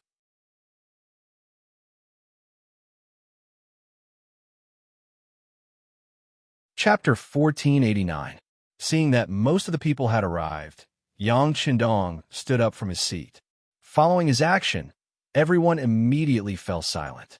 Everyone looked at Yang Chendong expectantly, waiting for his decision. Everyone, this king originally wanted to solve the problem of the Ilkhanate peacefully. However, there are some people who don't believe in heresy. They don't believe that our five-star army is invincible. They still want to fight. Since this is the case, we should use our actions to tell some people that those who provoke our five-star army will definitely die.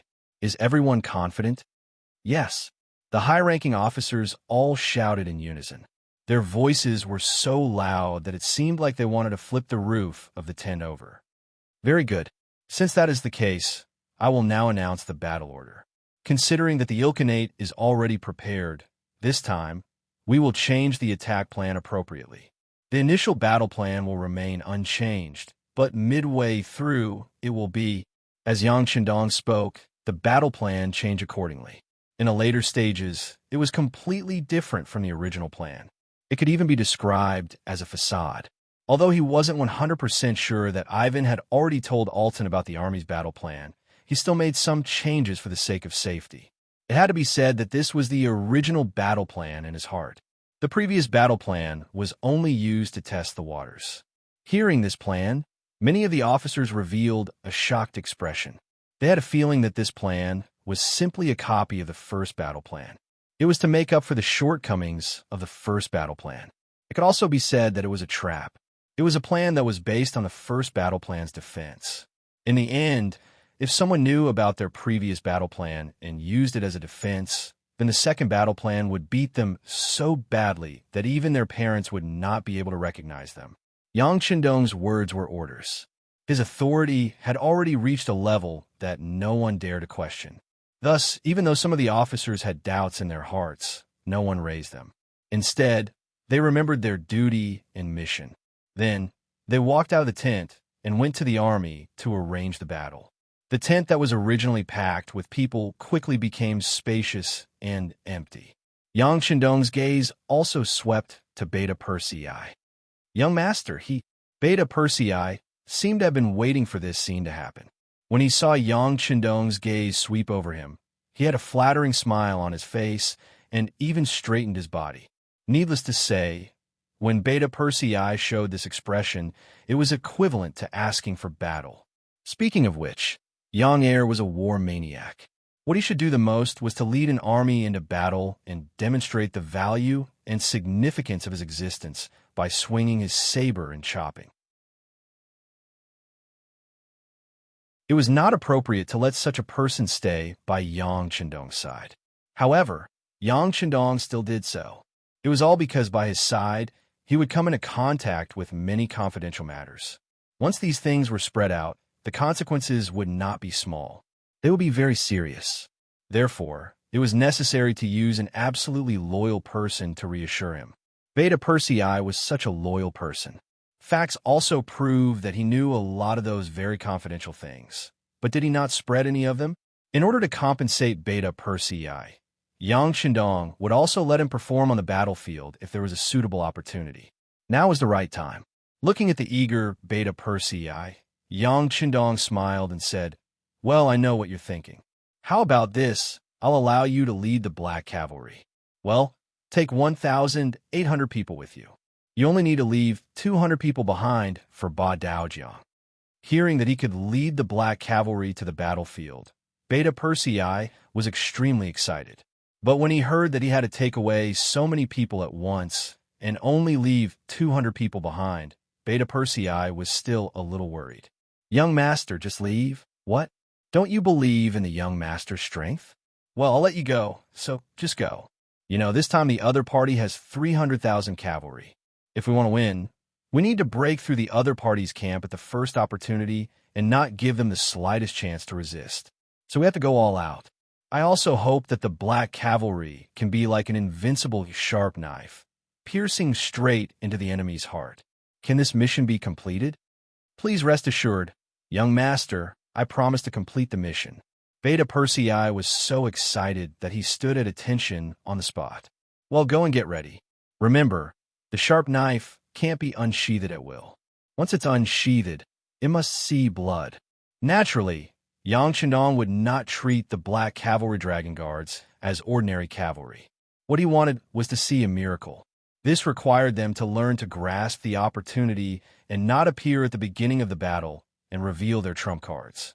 After Beta Persei carefully pondered over this sentence, he nodded and said, "Please rest assured, Sixth Master, this little one will remember." Beta Persei left the tent, and Ba Daojiang quickly walked in. "Sixth young master, everything has been arranged, but only 200 people are left. Second brother has also been sent out. Isn't it too dangerous?" Yang Chendong knew what Ba Daojiang was worried about, so he shook his head and said, "If we don't do this, some people won't be moved. Besides, we do need more sharp knives on the battlefield. The Ilkhanate is only our first opponent. There will be more enemies in the future. If we lose too many people in this battle, it won't be good for our next operations. At this moment, the 400,000 soldiers that Yang Qindong had brought with him looked mighty and powerful. But he knew better than anyone that this strength was only on the surface. At this time, they were facing the most important problem, which was that they had no backup. With their current location, no matter where they were too far away. Whether it was military supplies or soldiers, they couldn't replenish them immediately. Once they suffered a heavy blow, they could only retreat and return to Eastern Europe to replenish their supplies. Or they could charge forward and kill their way out to meet up with the new army and the new 5 armies in the Ilkhanate region. But it would be very difficult to break through the layers of obstacles. Since the situation was like this, it required Yang Qindong to take every step to inflict the greatest amount of damage to the enemy with the smallest price. And sending out as many troops as possible would increase their chances of winning. As for the danger they might encounter, it was nothing if they were prepared. Ba Daojiang, have you obtained the firearms from the 2nd Division of Lung Feng? They are all here. The appropriate arrangements have been made. Ba Daojiang nodded heavily, his eyes filled with excitement. With these firearms, he wouldn't be afraid no matter how many enemies came. Ivan, he was only a commander of 2,000 people, and he wasn't qualified to participate in the military meeting that Yang Qindong was hosting. As such, he didn't know about the changes in the battle plan. Otherwise, with his intelligence, he would have given up all the prepared actions after knowing all of this. That way, Yang Qindong wouldn't have the chance to deal with him. As Ivan's subordinate, Qi Wen, one of the generals of the Golden Horde, was the current commander of the Meng Army's 3rd Division.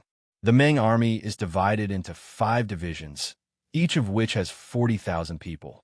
The 1st Division commander is Wu Shugu. The 2nd Division commander is He. The 3rd Division commander is Qi Wen. The 4th Division commander is Baru. And the 5th Division commander is Wu Tuo. The Forerunner Division has 100,000 people and is split into 2 divisions. The 1st Division is Ahuli, and the 2nd Division is Nikolov. The 1st Division has 50,000 people. In his tent, Ivan and a dozen other commanders of 2,000 people gathered and listened to the battle plan that General Qi Wen had arranged for them. Due to Yang Qindong's warning, no one knew if the Ilkhanate had bribed the generals to know about the battle plan in advance. Therefore, Qi Wen didn't mention anything about the change in the battle plan. He only said one sentence at the end of the meeting. On the battlefield, changes can happen at any time. It is very likely that we will have to make some changes according to these changes. When the time comes, everyone just needs to wait for orders. This was something that should be done if they followed the designated route.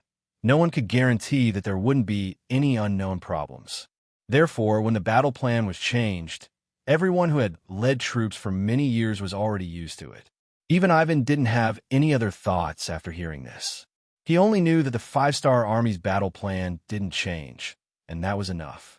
As long as the Ilkhanate was prepared, they would deal a heavy blow to the 5-star army, and then his chance would come. Ivan followed the others out of the tent of Qi Wen, the general of 30,000 men. Not far away, his captain Corella was waiting for him. The former deputy captain of his father-in-law's guards was one of the few people that Ivan could trust now. Gongzi, we have already inquired. In order to end this battle quickly, the Black Cavalry has also been dispatched. Someone saw Beta Persei leave the camp with 1,800 cavalrymen. At this moment, there are only 200 men left in the main tent to guard. Corella said in an excited but not loud voice as he walked beside Ivan. After he finished speaking, Corella still asked with a little worry, "Young master, you said this is a heaven-sent opportunity? Is it a trap waiting for us to jump in?" Corella was indeed worthy of being the deputy captain of the blind Grand Duke's guards. He was full of brains. Just from his words, it could be proved that he had indeed thought about the current situation. Ivan walked step by step towards his own camp, a pensive expression on his face. This battle was naturally important for the 5-star army. If they could defeat the Ilkhanate and the 300,000 cavalrymen in one fell swoop, their morale was bound to soar. It would also let the name of the five-star army spread to some of the nearby khanates. This would undoubtedly play a strong deterrent role. In this way, the limelight would be unparalleled for a while, and it was not impossible for some people to surrender to the five-star army.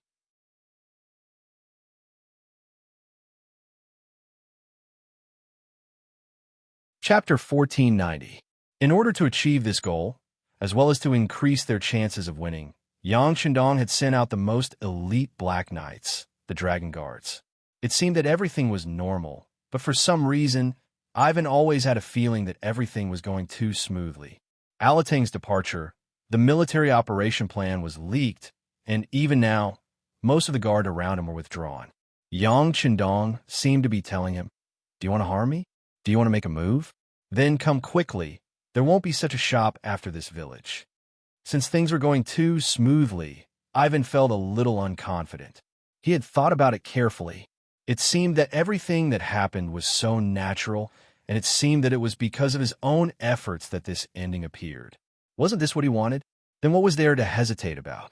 The most taboo thing for those who wanted to achieve great things was to be decisive. If it was very likely that victory would be brushed aside.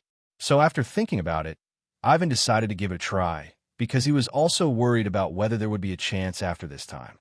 Especially once the five-star army on the east and west sides converged. He was afraid that at that time, he, as an external general, would not have a chance to get close to Yang Chendong. At that time, how could he talk about revenge? It won't be a trap. Our plan is very thorough. Like this, don't do anything. Act as usual. We just need to make a move when it's the most appropriate time. Ivan said carefully. He couldn't guarantee that no one among the 500 palace guards had secretly become Yang Chendong's spies. So except for these few people he trusted, before the matter was done, he wouldn't reveal a trace of information. Hearing Ivan's answer, Korea was relieved. Although their master was very young, he was an existence that even the Grand Duke of Blindness often praised. The five-star army's attack began. Before the Ilkhanate was fully prepared, the first echelon of Air Force hot air balloons rose into the air and flew straight to the target. Not only could they play the role of Air Force reconnaissance, but they could also play the role of air bombers when they encountered a dense group of enemies. With the help of the engines, the hot air balloons moved faster and faster. Soon, hundreds of hot air balloons filled the entire sky above the battlefield. At this time, Harsinhan of the Ilkhanate was also mobilizing his army. Relying on the information brought back by Altung, he began to launch a counterattack against the five-star army. Under Halin Han's command, 80,000 cavalrymen were sent to various locations on the battlefield. The pale-faced Alating also came to the central tent. When he saw that the Great Khan had only sent out 80,000 cavalry, he asked with a puzzled look, "The cavalry of the other countries haven't arrived yet. How long has it been?" "No. They all arrived 3 days ago." Harsin Khan smiled proudly. This time, in order to support the Ilkhanate, the reinforcements sent by the other Ilkhanates arrived on time. With 300,000 cavalrymen in his hand, he had a great feeling that no one in the world could compete with him. Listening to Harsin Khan's proud answer, this time it was Alatang's turn to have a puzzled look. If that's the case, why didn't the Great Khan send out the army to block the five-star army's attack direction and seize the initiative? "Oh, no hurry. Let's wait and see first," Harsin Khan said slowly. Obviously, he didn't completely believe the information that Alatang exchanged with his life, and he also didn't believe the young man who was supposed to be the heir of the Ross Principality. After hearing this, Alatang's face turned red. However, he didn't know what to say. After all, he couldn't guarantee that Ivan was telling the truth. If there were any discrepancies, it would involve the lives of 300,000 cavalrymen.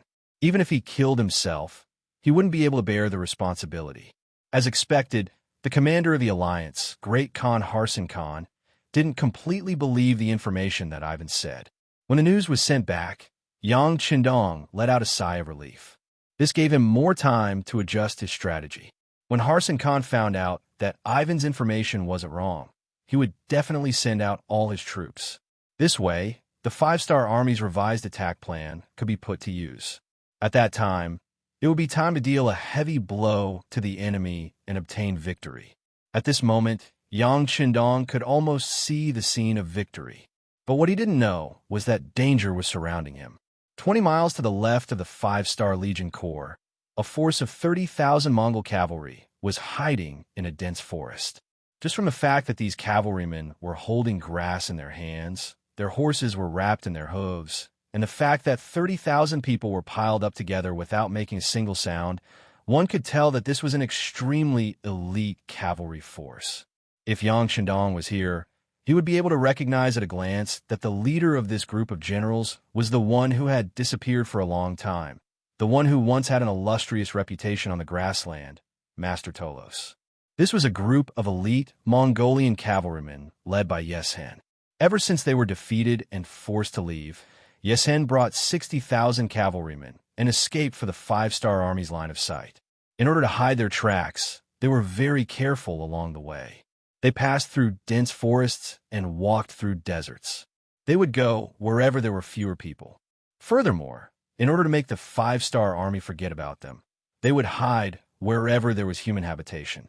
Sometimes, in order to avoid people, they would take a detour of tens or even hundreds of li to completely hide their tracks. It had to be said that Yeshen's way of doing things really made the Yangtze Intelligence Department lose track of them. As a result, they settled down in a deserted area in the desert and stayed there for 5 years. Although the place they chose was remote, there were water plants and it was a good place to graze. With such a place to rest, Yeshen's tribe began to slowly heal their wounds. If nothing unexpected happened, perhaps they would become strong again in 20 years. At that time, it would be time for them to take revenge on the 5-Star Army. Of course, the sky was full of unforeseen winds and clouds, and man's fate was uncertain. One day, Yesen drank a lot of wine in his tent and coughed up blood.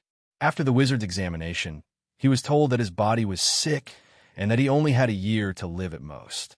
These words were like a bolt from the blue, causing Yeshen's face to turn pale.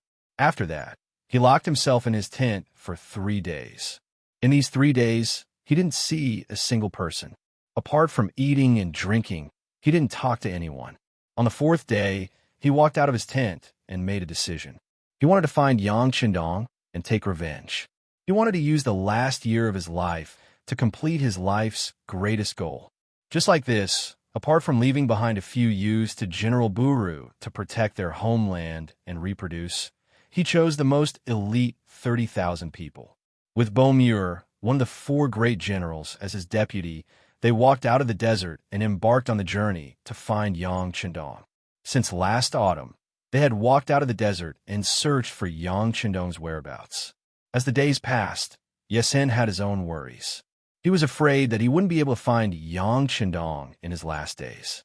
If that happened, he wouldn't have any hope of revenge. Even if he died, he wouldn't be able to rest in peace.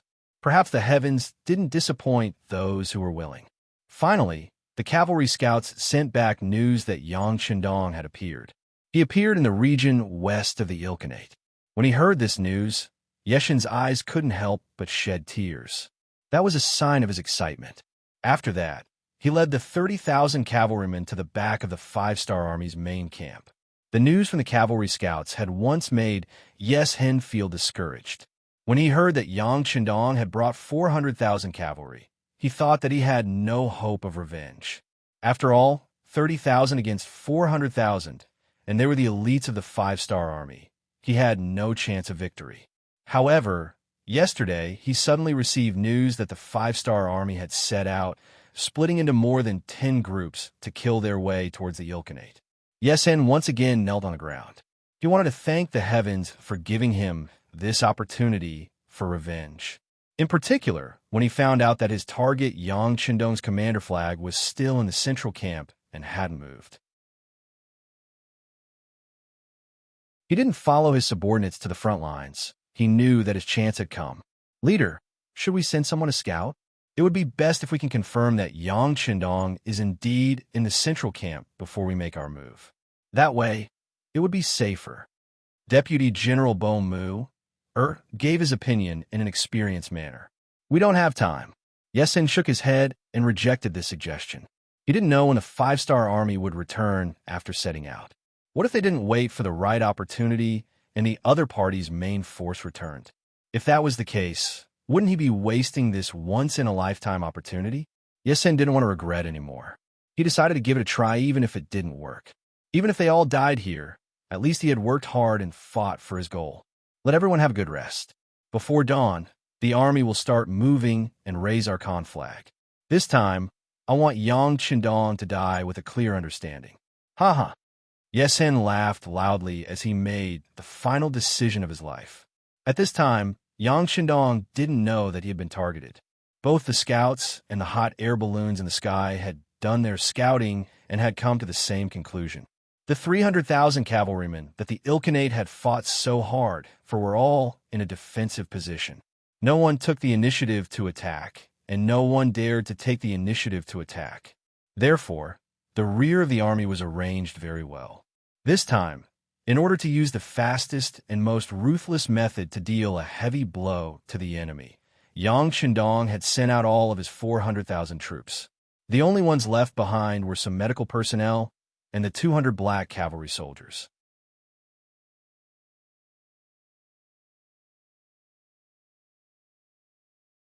Chapter 1491. Yang Qindong even purposely separated his provisions camp because there were tens of thousands of cavalrymen in charge of guarding the provisions. Once these people were by his side, he had to worry about whether Ivan, who had designs on him, would dare to make a move. It could also be said that Yang Qindong was willing to risk his life in order to convince Ivan of his death, and also to give an explanation to the blind duke and the nobles and generals of the Ross Duchy who surrendered to him. If he doesn't come, then I will only look down on his courage. After letting out a cold snort, Yang Qindong sat in the tent and slowly flipped through an ancient book. It was as if he didn't know that danger would come at any time. Ba Daojiang, who was waiting at the side, was a little nervous, but after seeing Yang Qindong's performance, he calmed down a lot. He was infected by Yang Qindong's performance. Thinking of this, there were 200 black cavalry armed to the teeth with muskets. Even if Ivan came, what was there to be afraid of? He was just coming to die. Would Ivan really come? The answer was yes. The central camp was so empty. When the news reached Ivan's ears, he had a feeling that Yang Qindong had already seen through his thoughts and set up this formation to wait for him to appear. But even so, knowing that it was a trap, Ivan decided to jump into it. On this point, he and Yesen had the same idea. If he didn't make a move this time, it would be difficult to wait for such a suitable opportunity. Knowing that there was a tiger in the mountain, but still going to the tiger's mountain. At this time, Ivan was determined to fight to the death. After hearing that there were only 200 black cavalry and nearly 1,000 medics in the camp, there were no other soldiers. He who was advancing according to Commander Chiwen's orders suddenly stopped. Along with him were the 500 former palace guards. It was time to make things clear to these people. When Ivan said that he was going to return to the middle corps camp and take Yang Qindong's head, Zhang Ruochen was shocked. The faces of some of the 500 palace guards who were unaware of what had happened changed drastically. It was true that they used to be guards of the palace and had received the favor of the Grand Duke of Blindness. Logically speaking, his former master was the monarch. If the monarch wanted the subject to die, the subject had no choice but to die. However, ever since they surrendered to the five-star army, the treatment they received was no worse than the former palace guards. Most importantly, they saw too many of their clansmen who had been promoted because of their military exploits. Originally, when the five-star army said that everyone was equal when it came to military merits, some people didn't believe it. However, reality slapped them in the face. Because of this, everyone's enthusiasm was aroused, and they saw hope in life. Since others could get a military position and excellent treatment through military merits, why couldn't they also be indomitable men? Just when everyone was holding their breath and wanted to get more military merits through hard work and desperation in this battle, it turned out that their master's son actually wanted them to rebel. This psychological contrast could be imagined. For a time, many people's faces showed signs of struggle. For everyone to have such a performance, it was already in Ivan's plan. During this period of time, he had also carefully observed that these guards under his command were indeed attracted by the military merits of the five-star army. Some of them were far more enthusiastic than before when they were training. This was another important reason why Ivan still decided to make a move, even though he knew that Yang Chendong might have noticed his rebellion. He was worried that after a long time, these guards would be loyal to the five-star army. If that was the case, he wouldn't be able to find help when he had the chance.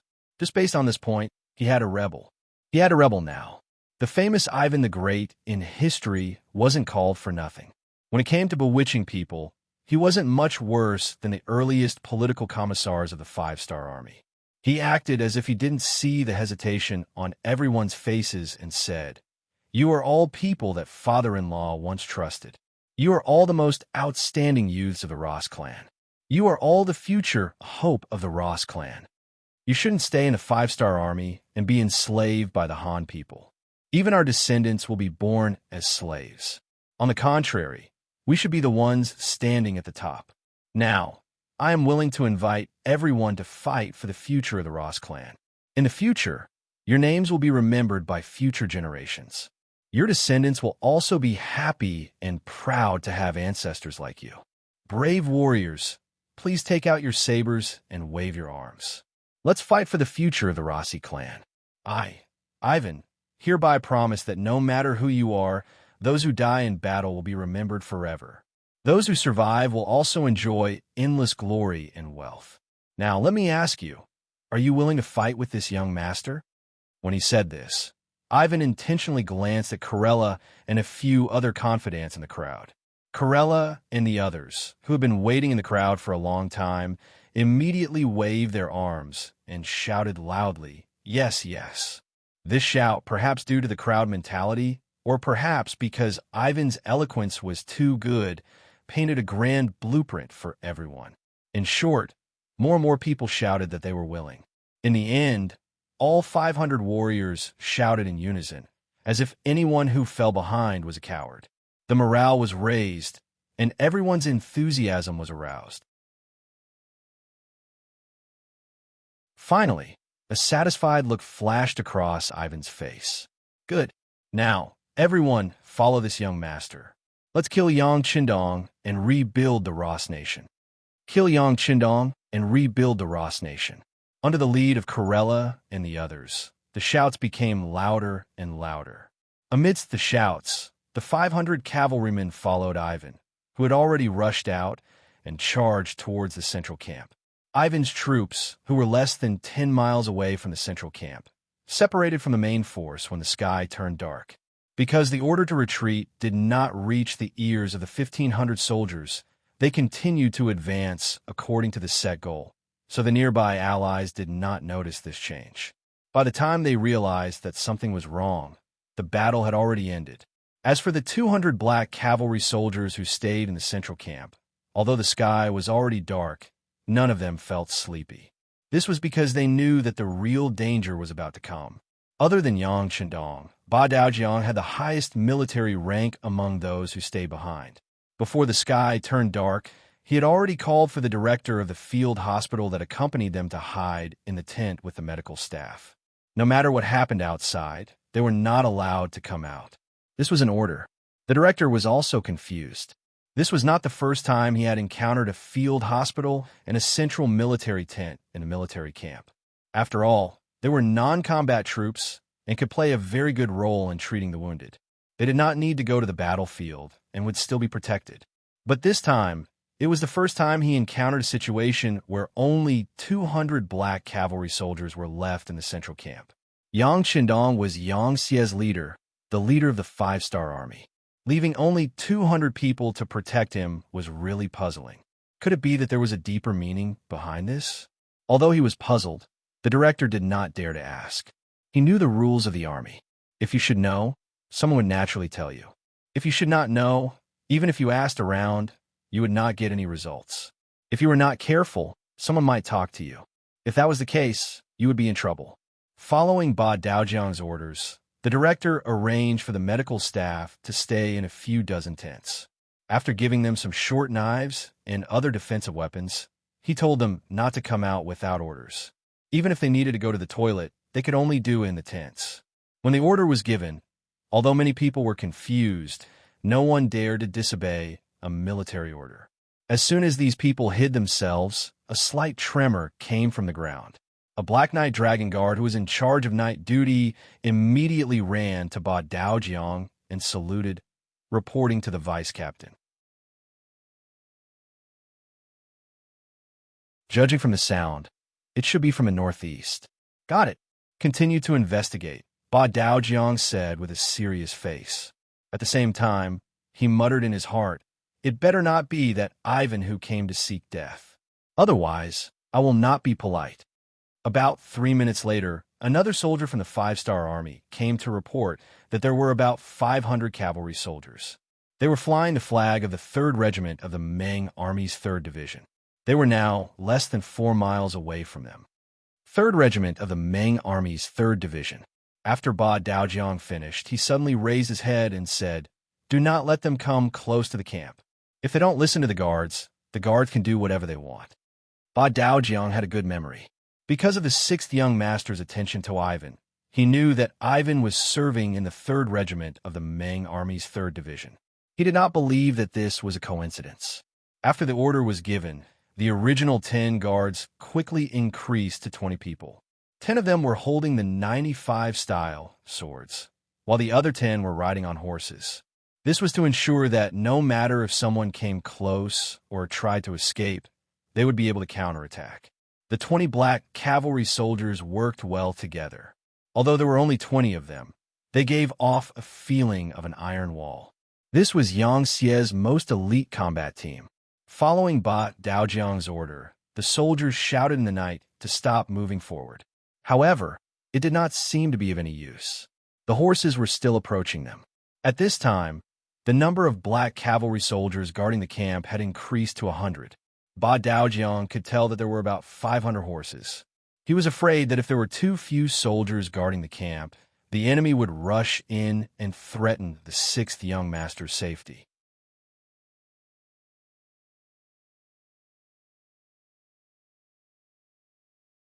Chapter 1492. Ba Daojiang saw it as a huge test for him to be able to stay behind and bear such an important responsibility. He knew that no one in Yangxie could defeat Yang Qindong in terms of individual strength. However, he still hoped to protect the 6th young master and not give him a chance to make a move. This was what a qualified Longwei should do. Ba Daojiang was already paying attention to the enemy, but he still neglected one thing: Ivan's cunning. Just like how Yang Qindong was creating opportunities for the enemy to make a move, Ivan also felt that although the opportunity seemed good, it was also very dangerous. Therefore, he couldn't attack according to conventional methods. He had chosen to use the art of war to create a diversion. There were only 100 cavalrymen on the 500 war horses. They were responsible for feinting a frontal attack to attract the attention of the black cavalry. As for himself, he led the remaining 405 palace guards in 3 different directions and sneaked into the main camp on foot. Even though there were 400 of them, Ivan didn't intend to let them attack together. His goal was simple: to kill Yang Qindong. In order to achieve this goal, so what if he had to sacrifice the 500 people around him? In the eyes of those who wanted to achieve great things, they didn't care about trifles. In order to achieve their goals, they often used unscrupulous means. The lives of some lowly guards were nothing. Ivan's ruthlessness was beyond Ba Daojiang's expectations. Perhaps it was because of the different education methods they received. The former was willing to sacrifice everything to achieve their goals and viewed life as nothing. The latter valued the lives of his comrades more than the heavens. This difference in ideology was destined to make the latter suffer. Ivan approached the central camp on foot. He didn't see the black cavalry in the dark, but he believed that it wasn't that they didn't exist. It was just that the enemy hid well, and he couldn't see them. He had a feeling that there were many pairs of eyes in the dark searching for him. When he thought about the 100 cavalrymen he sent to lure the enemy in, he knew that he didn't have much time left. Send the signal to the first squad. Tell them to attack. Ivan's eyes flashed with a vicious glint in the dark. Karela, who was beside him, agreed and lit the torch beside him. He raised it up and circled it around him. That was the signal to attack. 100 palace guards responded and rushed out from the east side of the central camp, charging out with lightning speed. There are enemies in the east. Stop them. Ba Daojiang heard the commotion from the east and immediately gave the order. A group of 30 black cavalry soldiers charged forward. However, 3 minutes later, another wave of battle cries came from the north. Ba Daojiang's eyes widened in shock. He wasn't sure how many people there were on the other side, but he was sure that it was impossible for the central tent to not be affected. 30 men, go to the north. Ba Daojiang once again gave the order to split up his forces. Then, he stared at his surroundings. He had a feeling that the enemies from the south would appear next. Sure enough, about 3 minutes later, battle cries could be heard from the south, and it seemed to be louder than the sounds from the north and east. Ba Daojiang couldn't stay calm anymore.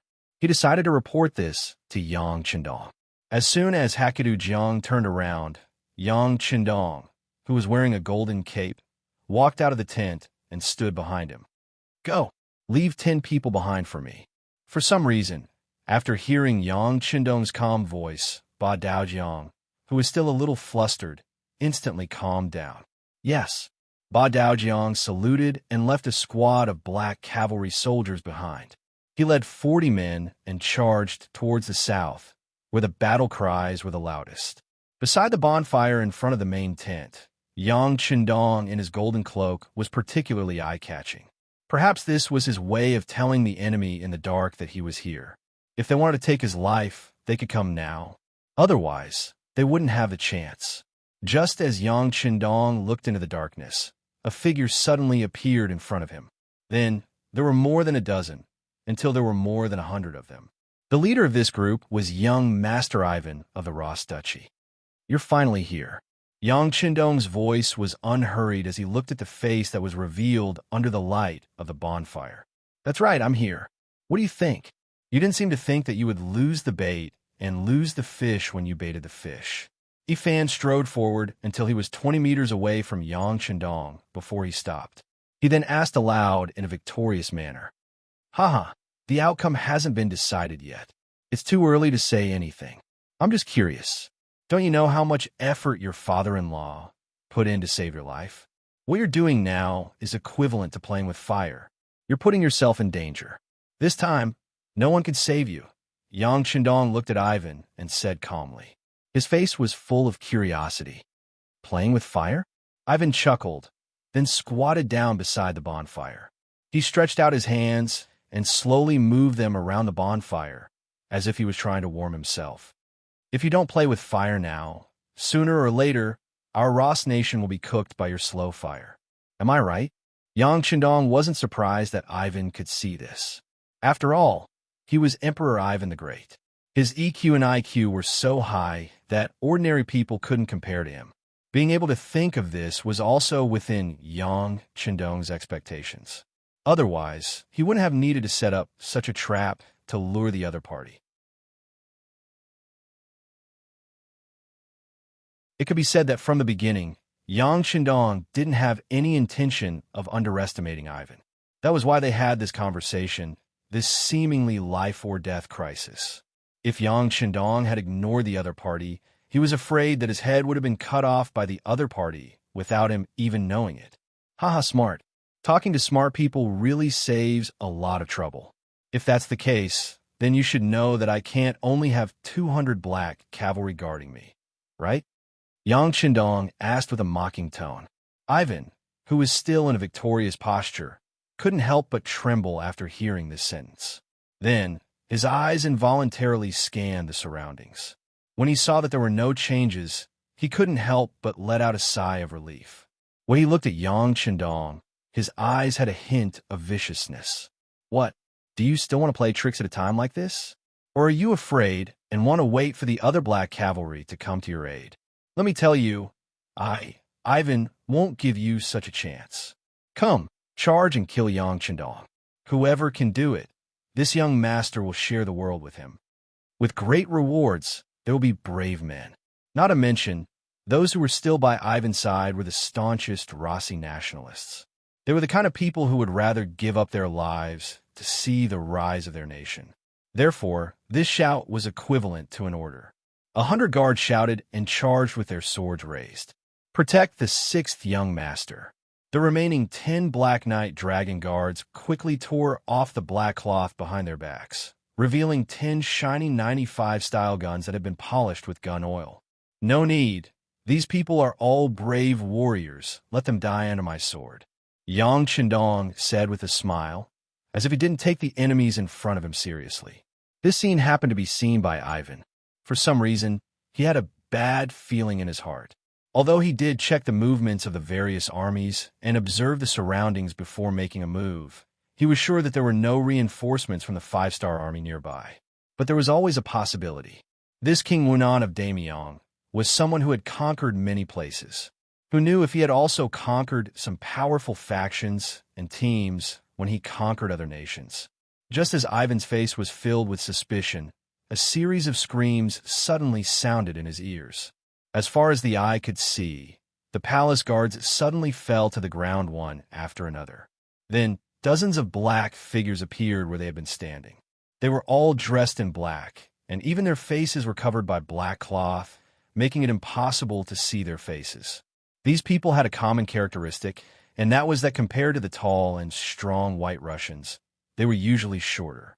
Yes, these people were ninjas. Led by the special ninja under the Kurosawa, they were a surprise force arranged by Yang Chendong near the Central Army tent. The only thing that gave Ivan a headache was when he didn't give himself away. Once he decided to make a move, there was nothing to be afraid of, because with the 500 palace guards in his hands, it was impossible for him to threaten Yang Chendong.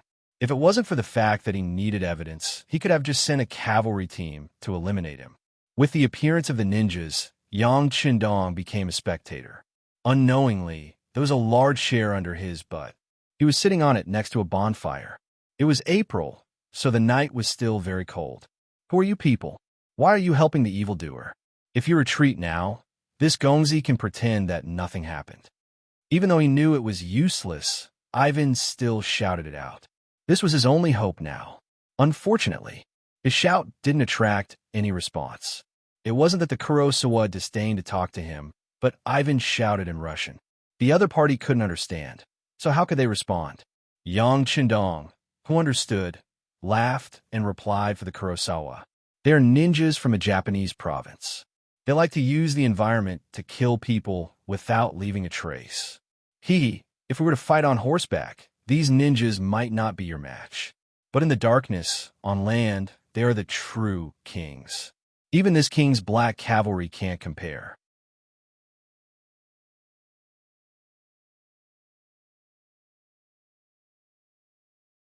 Chapter 1493. Ninjas from the Japanese province? They're actually not Han people. You actually dared to arrange such a strong force to protect you. Aren't you afraid that they'll betray you and do something that's not beneficial to you? Ivan asked in shock. At the very least, if it was him, he definitely wouldn't trust the strength of a foreign race so easily.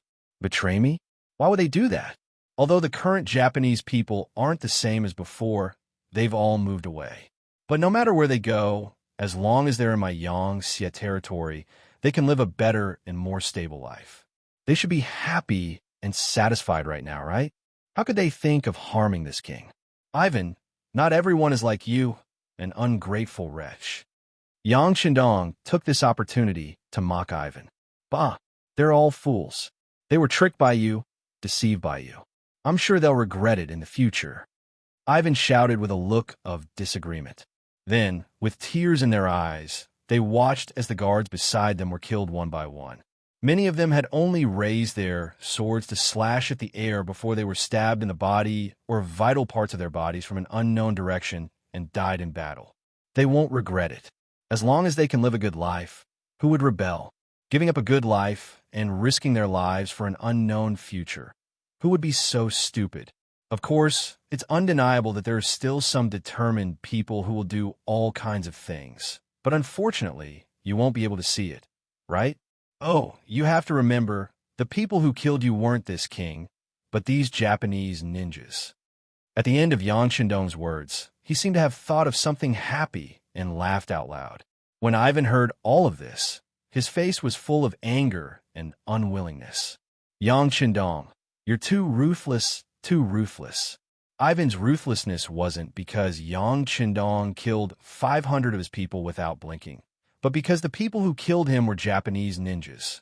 And after Yang Chendong spread the news, if there were still Russian loyalists, the next target of their revenge would not be Yang Chendong, but these ninjas.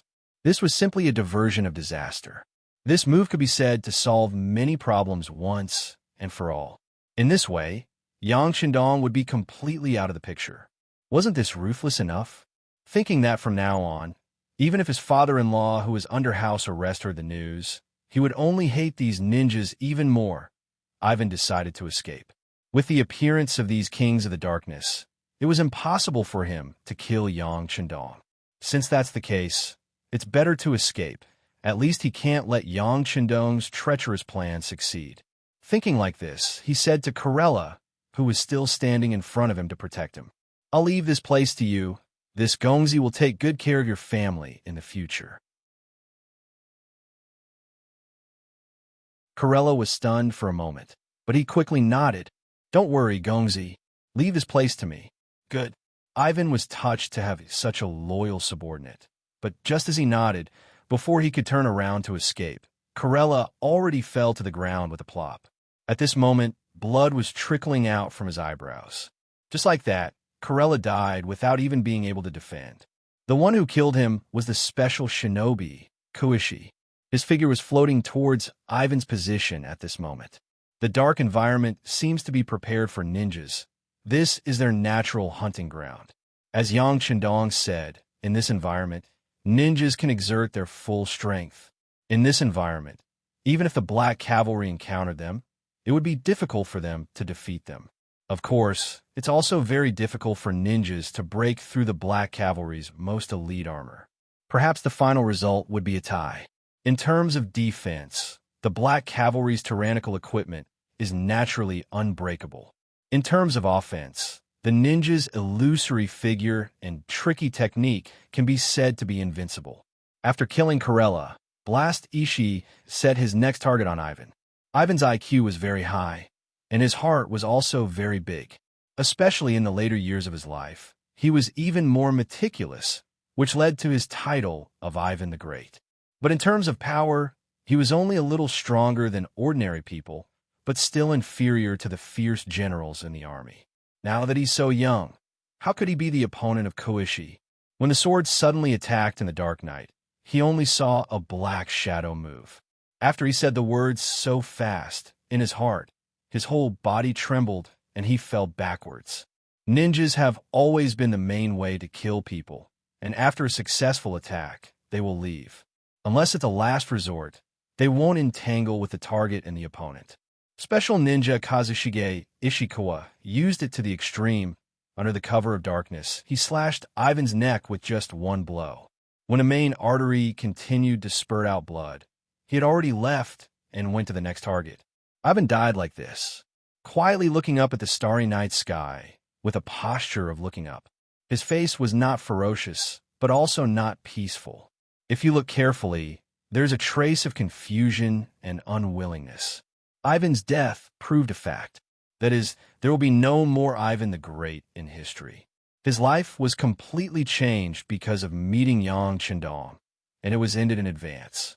Just less than 2 minutes after Ivan's death, no white Russian soldiers could be seen outside the main tent. All of them died in the hands of a team of 50 ninjas. Their death only resulted in minor injuries to 3 ninjas. From the beginning to the end, 10 Black Cavalry stood around Yang Chendong to protect him, and they didn't even move a finger, and the matter was over.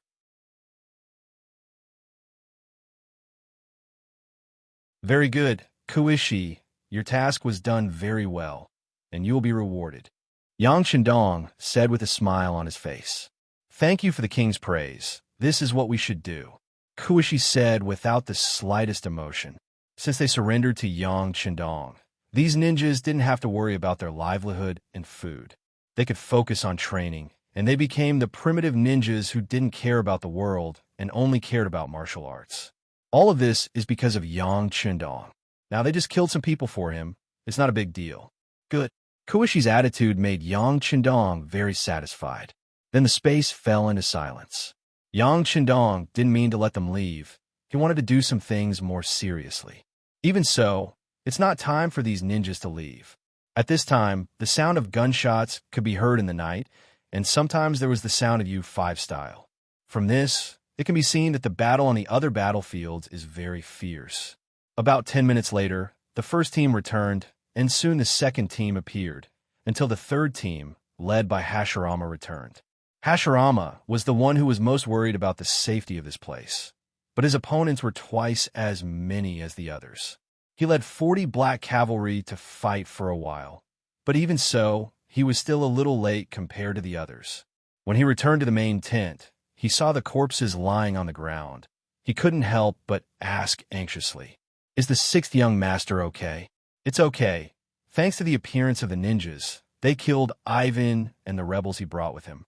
"Well, how's your situation? Are there any casualties?" Yang Qindong deliberately mentioned the ninjas in order to deepen everyone's impression.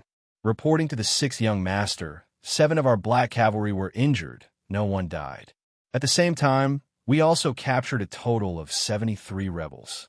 Hearing that Yang Qindong was fine, Hashirama could finally breathe a sigh of relief, so he said in a deep voice, "Good.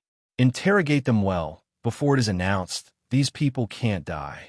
Hearing that so many people were captured, Yang Qindong's face showed a satisfied look. There were some things that couldn't be said by himself. If you said that Ivan rebelled, then so be it. There had to be evidence. Now, these 73 people were the witnesses.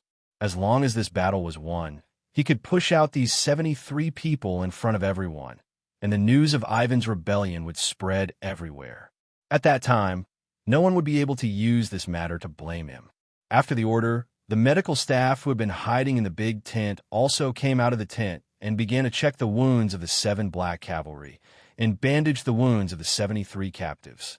These people are very important, and before the facts are clarified, there can't be any problems. Ivan is finally dead. The crisis has been resolved. Yang Qindong returned to the big tent to rest. As for the other black cavalry, only half of them were left to guard with the ninjas, and the rest went to rest. In everyone's view, they just need to wait for the results of the victory on the front line. But they didn't know that a bigger crisis is coming step by step. Because Ivan's rebellion was too close to the main army camp, the Wara Wara scouts who were responsible for intelligence didn't see it too clearly. But the gunshots and shouts were still heard by them, and it was passed back to the leader Yeshin's ears. Such a thing happened, which was somewhat beyond Yeshin's expectation. He couldn't figure out what had happened, but one thing was for sure. Last night, there must have been a massacre in the 5-star Army's camp. Maybe someone rebelled, or the army of Ilkhanate killed their way to the main army camp. But in any case, this has nothing to do with Yesen. Unless he can be sure that Yang Qindong is dead, he will never stop. Well, the order is passed down. Everyone take the time to rest. We will set off tomorrow at dawn. This time we won't stop until we achieve our goal.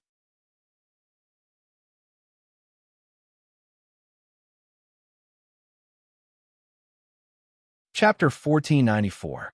Time slowly passed, and the sky gradually brightened. A new day arrived as expected. 20 miles away from the central camp, Yesen led 30,000 elite cavalry to the camp. For the elite cavalry, it didn't take long to cover the distance of 20 miles. But before they even arrived, the rumbling sound of horses galloping could be heard. What's going on? Where did the cavalry come from? Ba Dao Jiang didn't sleep for the entire night, but he was still very alert.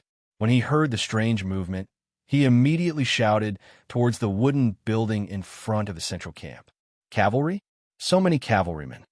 The Black Knight Dragon Guard sentry on the wooden building let out a heart-pounding roar. Yang Qindong also heard the commotion and walked out of the central camp. Not only that, but the nearby medical personnel also walked out of the tent. Some of them were still rubbing their eyes sleepily, obviously not aware that they were in danger.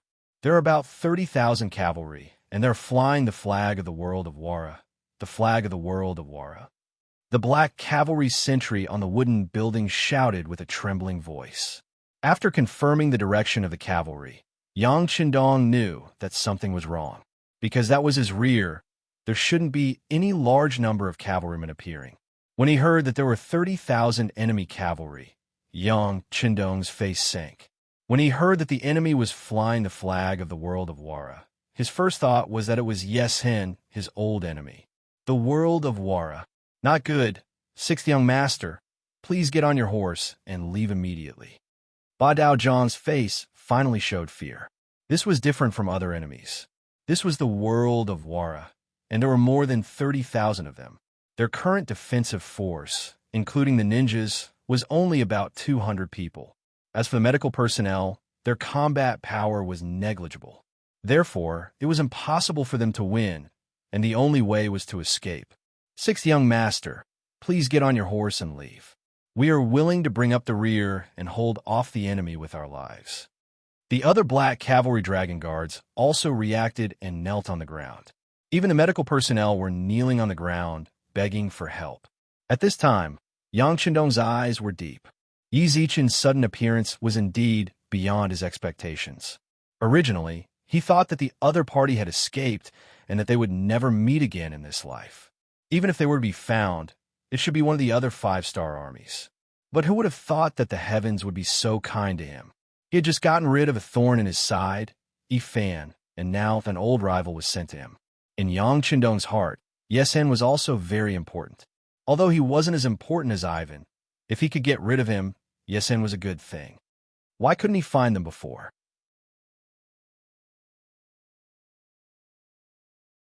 Now that it had delivered itself to his doorstep, there was no way he would miss such an opportunity. Escape? Ha! Yang Qindong's heart was calm, but his face was also very calm. He looked at Badao Jiang and the others kneeling on the ground and made a gesture of supporting them. It's only 30,000 cavalry. There's nothing to be afraid of. Soldiers, take out your weapons and protect the main tent. Don't let the enemy rush in. Sixth young master, there are 30,000 of them, Badao Jiang said with a hesitant expression. For a long time, Yang Qindong had formed a feeling of omniscience and omnipotence in their hearts. But this time, there were 30,000 of them, and they didn't even have a combat power of 300. The difference was too great. What? You don't have confidence in the young master? Yang Qindong looked at Badao Jiang and asked.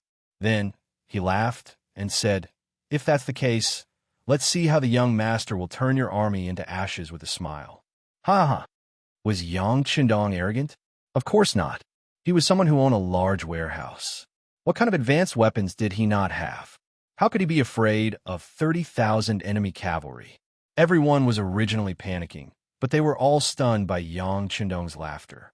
Just when everyone was wondering why the sixth young master was still laughing, Yang Qindong had already put on the golden robe. Sixth young master, what are you doing? If anyone is going to wear it, it should be me.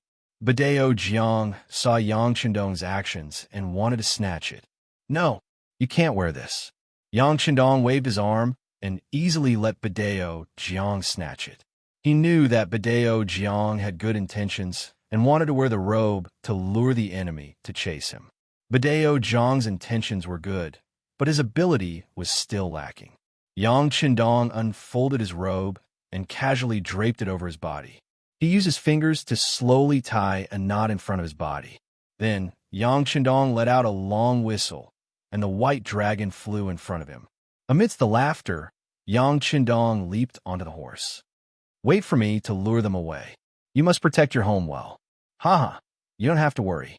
I have already predicted this. I have already arranged 100,000 cavalrymen in the forest ahead. Dealing with them will be a piece of cake. As he spoke, he gave Badao Jiang a look that said, I'll leave this to you. Then he exerted strength in his legs and urged his horse to charge towards the enemy. Seeing Yang Qindong get on his horse and leave, Badao Jiang wanted to follow closely behind. However, when he saw more than 1,000 medical personnel around him and recalled the sixth young master's instructions, he stomped his feet and gritted his teeth. Everyone, listen to my orders. The women will hide in the tent. The men will collect their weapons. We must protect our home. When the sixth young master returns, we must all stand in front of the sixth young master. Badeo John's position here was the highest, since he had already given his orders. Even if the others were willing, they had to obey.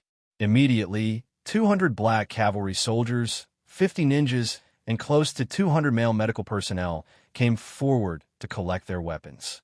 Yang Chundong galloped forward on his horse. His eyes were cold and murderous as he charged towards the enemy. Gale Leaf's golden robe fluttered in the wind.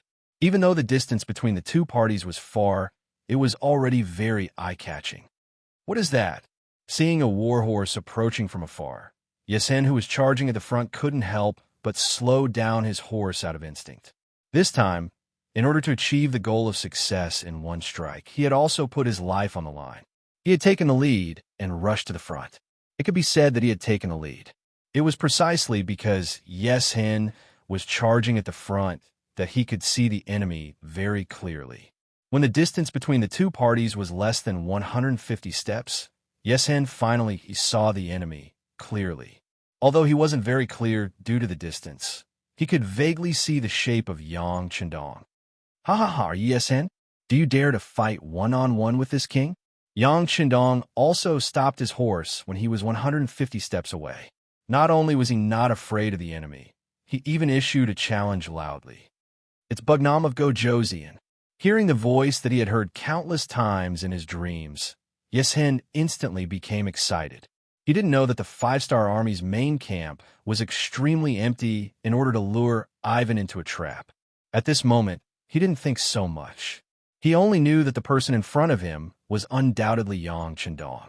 He couldn't be more familiar with that voice. As for that figure, even if it turned into ashes, he would still recognize it.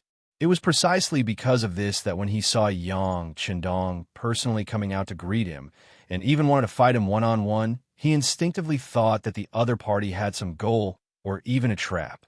For a moment, he didn't dare to say anything and just stood there in a daze. Ha, cowardly child. Ha ha ha, giddy up. Seeing Yesen lead the army to stop, he felt proud when he thought about how he had defeated 30,000 soldiers and even suppressed the other party in terms of momentum. After a burst of laughter, he whipped his horse and galloped towards the not-so-big tree on the left. Just as he was wondering what Yang Chundong was up to and what he was going to do, he suddenly saw Yang Chundong walk in a different direction. After 2 breaths of time, he cried out that he had been tricked. At this moment, how could he not see that Yang Chundong was obviously afraid of him and wanted to escape? Ha!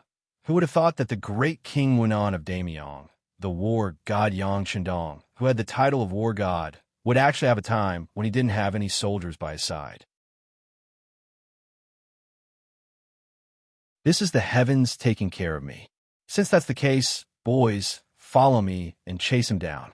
Today, we will definitely kill Bugnam of Gojoseon on his horse and take revenge for our brothers who died. Yesen waved his saber and rode his horse. With a loud roar, he followed closely behind Yang Chundong like a gust of wind. After the other Mongol cavalry heard their leader shout, they were all extremely excited. They followed behind Yang Chundong, shouting and yelling. At this moment, no one would have thought that such a thing would happen. No one would have thought that this mission would be so easy to complete. No one would have thought that the result of this charge would be so many people dying without a complete corpse. The battle at the front was in full swing. At this moment, the generals of the five-star army did not think that behind them, their master, Yang Chundong, was being chased by 30,000 Mongol cavalry. After a day and night of rushing, the Russian 2nd Division became the first five-star army to fight with the Ilkhanate army on the battlefield. Almost in a straight line, Agurav led his 50,000 soldiers to meet the Ilkhanate's 20,000 Mongol cavalry. Perhaps the enemy did not think that the five-star army would advance so quickly. They were completely unprepared. They did not even have time to spread out their army, and the army behind them was still moving forward. Seeing this opportunity, how could Nikolaev let it go? He immediately shouted to encourage his soldiers. Generals, the chance to kill the enemy has come. They don't have as many people as we do. Charge! Charge! A total of 50,000 Mongol cavalry rushed out under the command of their general. In terms of individual size, the White Russian man was much taller than the Mongol. Adding on the fact that they had the advantage in numbers, their charge was full of momentum.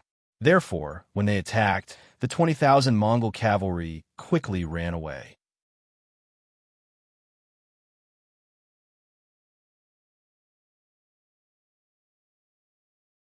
Chapter 1495.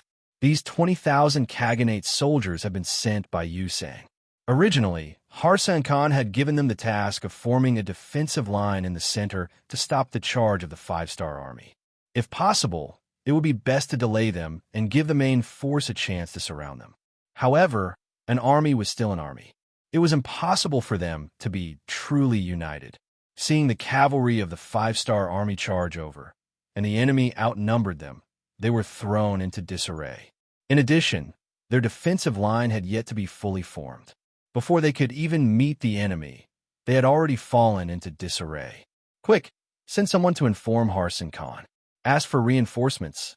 Ask for reinforcements. As the Yusang general fled, he sent out scouts on horseback to report the news.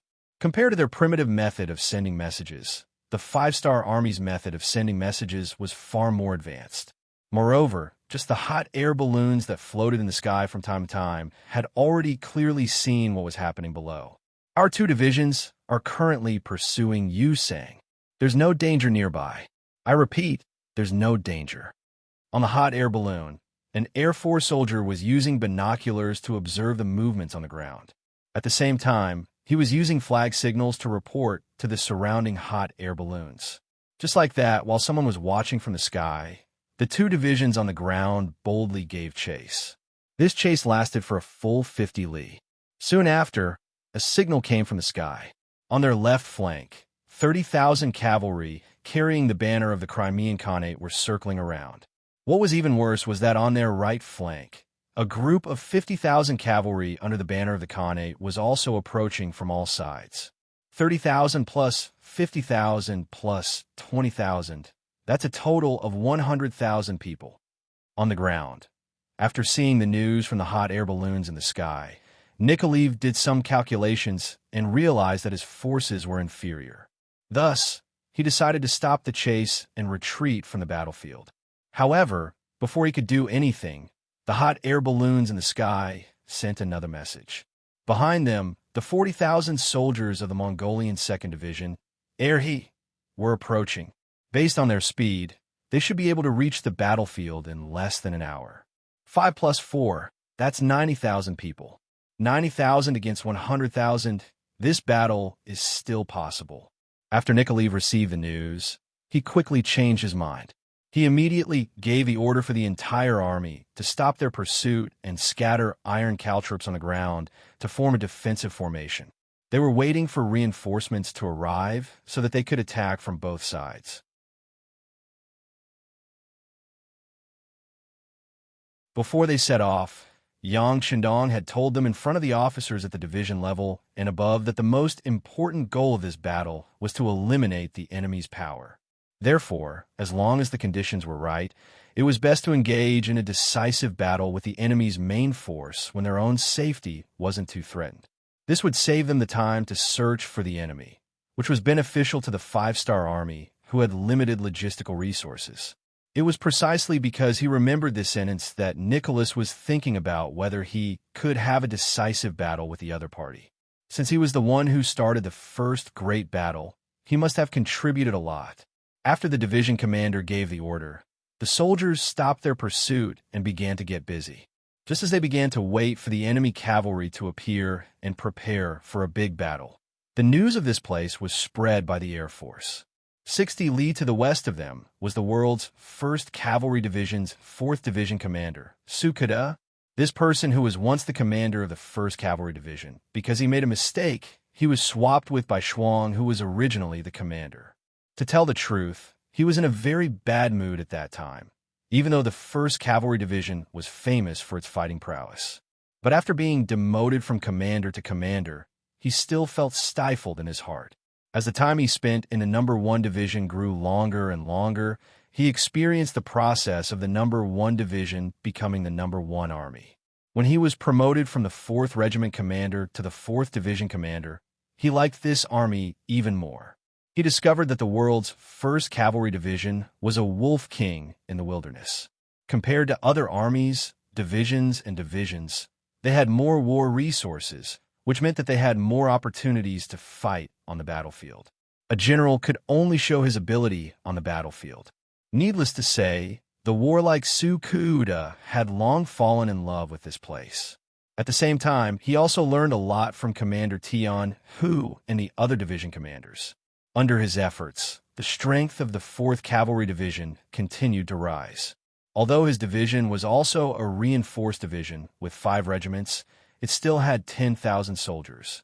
But in terms of real fighting strength, even if they met 20,000 or 30,000 enemies on the battlefield, they still dared to fight and had a high chance of winning.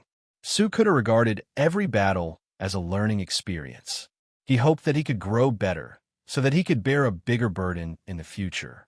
But unfortunately, before coming to the battlefield, he wondered if he would be lucky enough to meet the first enemy. If it was as he wished, even if the enemy had 50,000 people, he would still dare to charge. He also believed that as long as he fought resolutely, tenaciously, and showed the might of the 4th Cavalry Division, it was not impossible for them to win. Unfortunately, his luck was not too good. The first battle was snatched by Nicholas of the Russian 2nd Cavalry Division. When he heard the news from the space that 50,000 people were chasing 20,000 people, although the other side battlefield was not too far away, he still didn't want to interfere. Sukuda didn't want to snatch other people's credit, not to mention his own 60,000 people bullying the enemy's 20,000 people. But the situation of a battle always changed in an instant. Soon, another news came from a space. The Russian 2nd Cavalry Division was surrounded, but they didn't retreat. Instead, they joined forces with the nearby Meng 2nd Cavalry Division and prepared for a tough battle.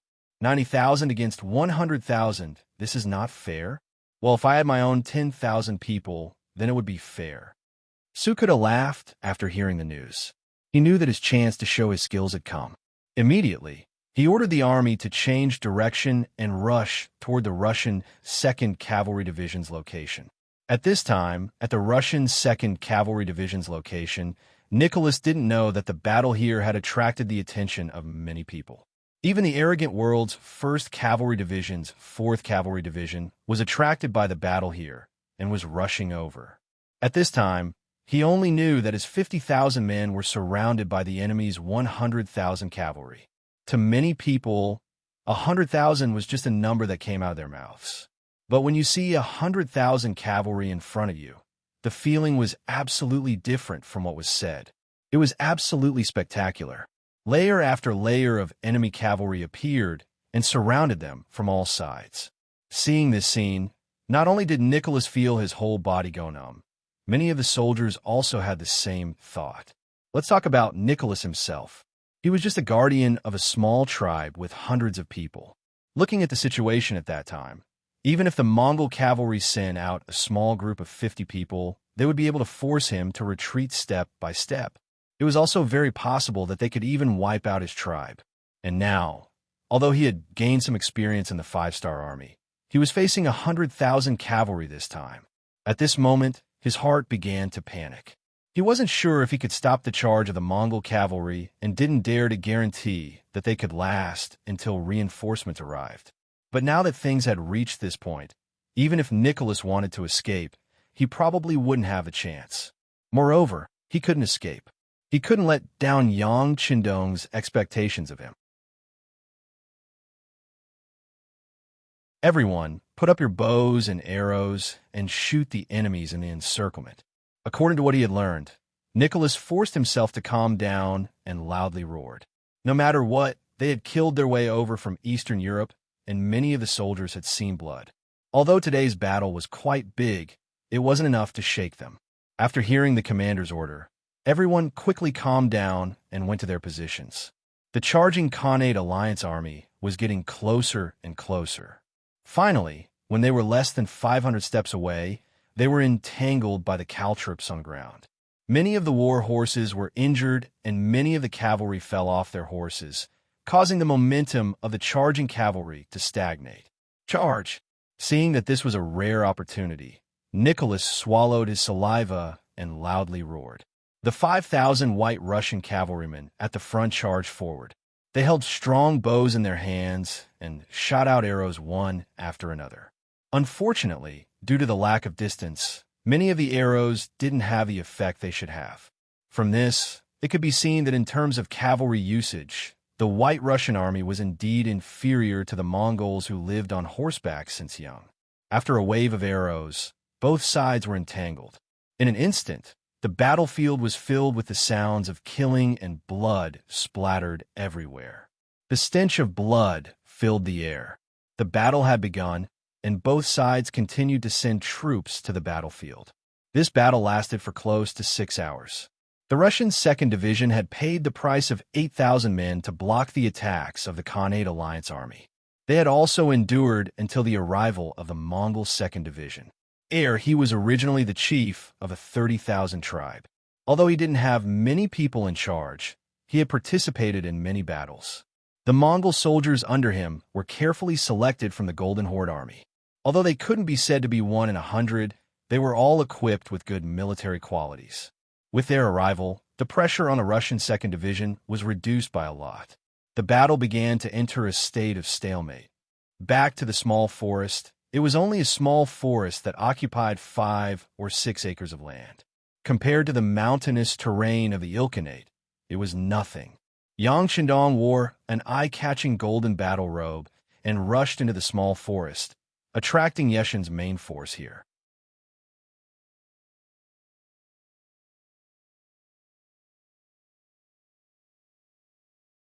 Chapter 1496. Yesen had only sent 1,000 cavalrymen to the 5-star army's main camp to scout out the enemy's strength and also to delay the 5-star army. He himself led 1,000 cavalrymen to chase after Yang Chendong. This was their ultimate goal. Before coming here, Yesen had thought that he would encounter all kinds of problems.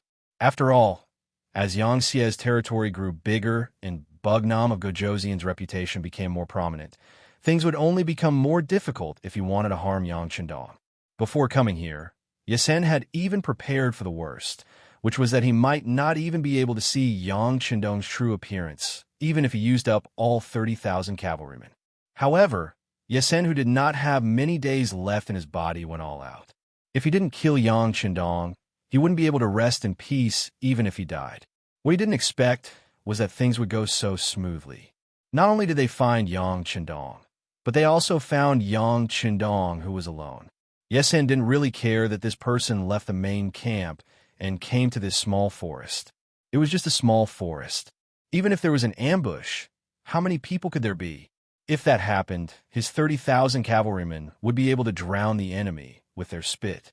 When they were 1,000 steps away from the small forest, Yeshin's shout was transmitted to the army.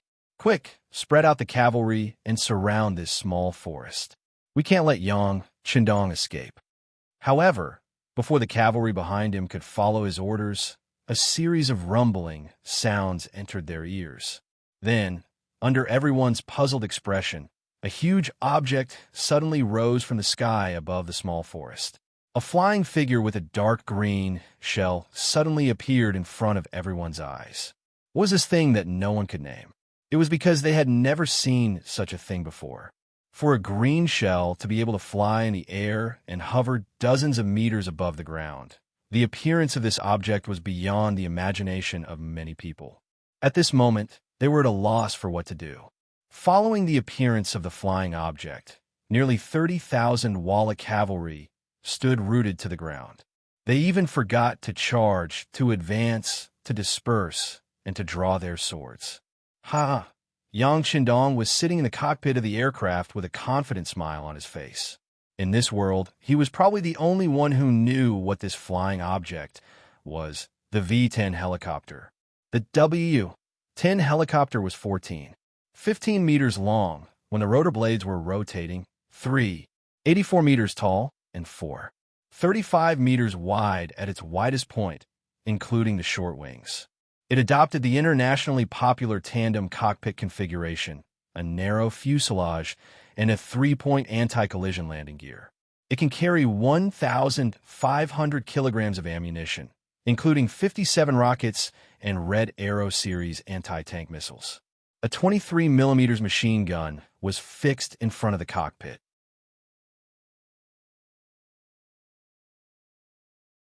There was also a 14.5mm Gatling gun on the side, not the blue one. This was where Yang Qindong's confidence came from. Although the V-10 helicopter in the military warehouse was not the most powerful helicopter in the country, it was still an absolutely powerful weapon in this era. Even if he gave it to the research department in Resin City, they would not be able to replicate it. This kind of thing could only be found in the warehouse, and only Yang Qindong knew how to fly it. Now that he took it out, he wanted to get rid of Yesen once and for all. This once troublesome opponent was now a dead man. The V-10 helicopter flew straight into the air, then continued to climb until it reached a height of about 80 meters before it stabilized. The cannon inside the helicopter was aimed at the densely packed wall of cavalry below. A dazzling red light flashed, and a rocket flew at supersonic speed into the wall of cavalry's camp. Boom! With a flash of fire, the rocket launcher exploded on the ground. The shockwave from the explosion caused many of the newly grown trees in the nearby forest to be cut in half. This powerful force also created a huge gap in the wall of cavalry's camp. Yang Qindong, who was sitting in the cockpit, had good eyesight and powerful calculation ability. With just a rough calculation, he calculated the effect of directly or indirectly killing nearly 1,000 people. This was also because the wall of cavalry's camp was too densely packed. Otherwise, the effect would not be so good. After the successful attack, Yang Qindong did not hold back anymore. His right thumb kept pressing, and one rocket after another was fired at the Walla Army's camp. Waves of people were thrown off their horses, and corpses were everywhere. Because Yesen was at the front, he was not injured by the rocket. However, he still saw everything that happened behind him.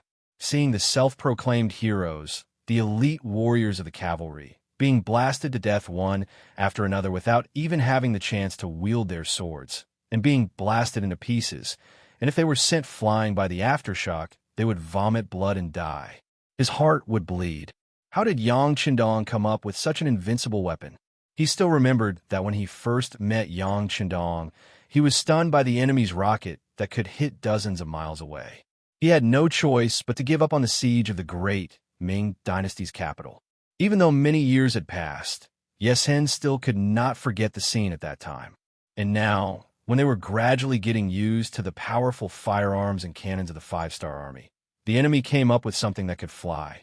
Moreover, it had such a powerful lethality, and he was once again heavily injured. When he thought about his physical condition, he was afraid that if he failed this time, he would not have the chance to kill Yang Qindong again. He felt his heart bleeding.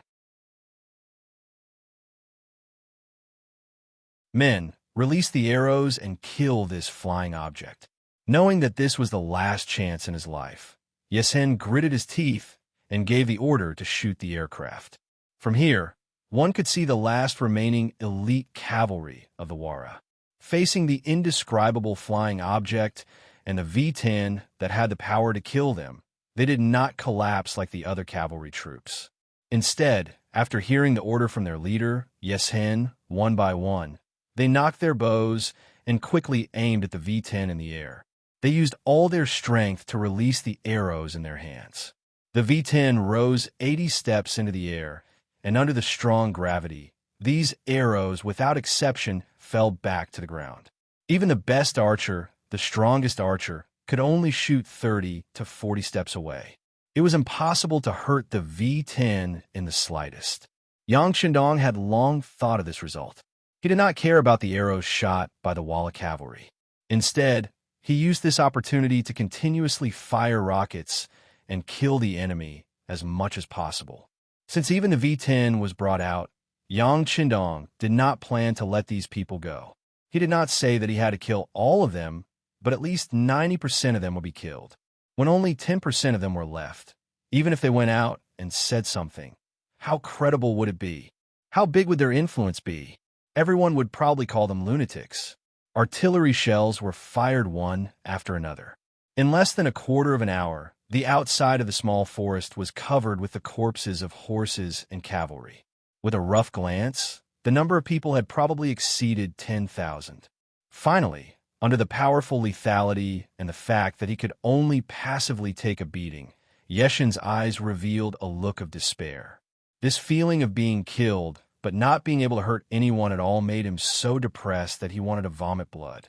Looking at the flying object in the sky, he could not help but look up to the sky and sigh. Why was the 5-star army always able to come up with an endless stream of unexpected weapons? Why was their heroic Walla cavalry only able to passively take a beating without even being able to fight back? Could it be that Tungri had abandoned them? Leader, let's retreat. General Bomir came to Yeshin's side. He could feel the despair in Yeshin's heart. How could he not feel the same way? But in the face of the V-10, they were really helpless. They did not even have a flintlock. How could they compare with such a high-end helicopter? Retreat? Don't we have any other way? The enemy's artillery shouldn't be endless. Yeshin said with a look of unwillingness. Just as Yeshin said, there were not many artillery shells left in the V-10. Yang Shindong was not going to use them. It was not that he was reluctant to use them. There were many good things in the big warehouse. He did not use them because there were no large groups of enemies in his line of sight. It would be a waste to use the rocket launchers. Next, it was time for the machine gun to show its power. Yang Shindong gave up the 23mm machine gun and chose the 14.5mm Gatling gun. This machine gun had a fast firing rate and was powerful enough. At least, it was more than enough to deal with the Walla cavalry. After fixing the Gatling gun, Yang Shindong adjusted it to the best angle and used his skillful flying skills to start another massacre. The Gatling gun displayed its unique tyrannical side. Bullets flew, piercing through the air, piercing the skin of the cavalrymen. Lives were quickly drained away. One by one, the cavalrymen fell to the ground in despair. Even in death, they didn't understand what this flying object was. How many more weapons did it have? Could it win or not? Did they have the ability to fight back when it arrived? Their actions, or rather, their actions of throwing their lives away, were nothing. The sound of gunfire continued, and at the rate of thousands of shots per minute, the Walla cavalrymen who were still standing in place, seemingly waiting for their verdict, were shot down one by one. It was as easy as a human pulling out weeds. Under the intense gunshots, more and more Walla cavalry were killed. This tragic scene, or rather, this helpless scene, finally crushed the hearts of the cavalrymen. When they realized that there was nothing they could do but die here, they began to flee. You're tuning into the Romance Rendezvous YouTube channel. We're so grateful for your support, and don't forget to subscribe to join us on this incredible journey through captivating stories. Your generosity through donations truly makes a world of difference, as it's the primary source of revenue that allows me to expand and enhance this channel for you. Thank you from the bottom of my heart for being a part of this adventure.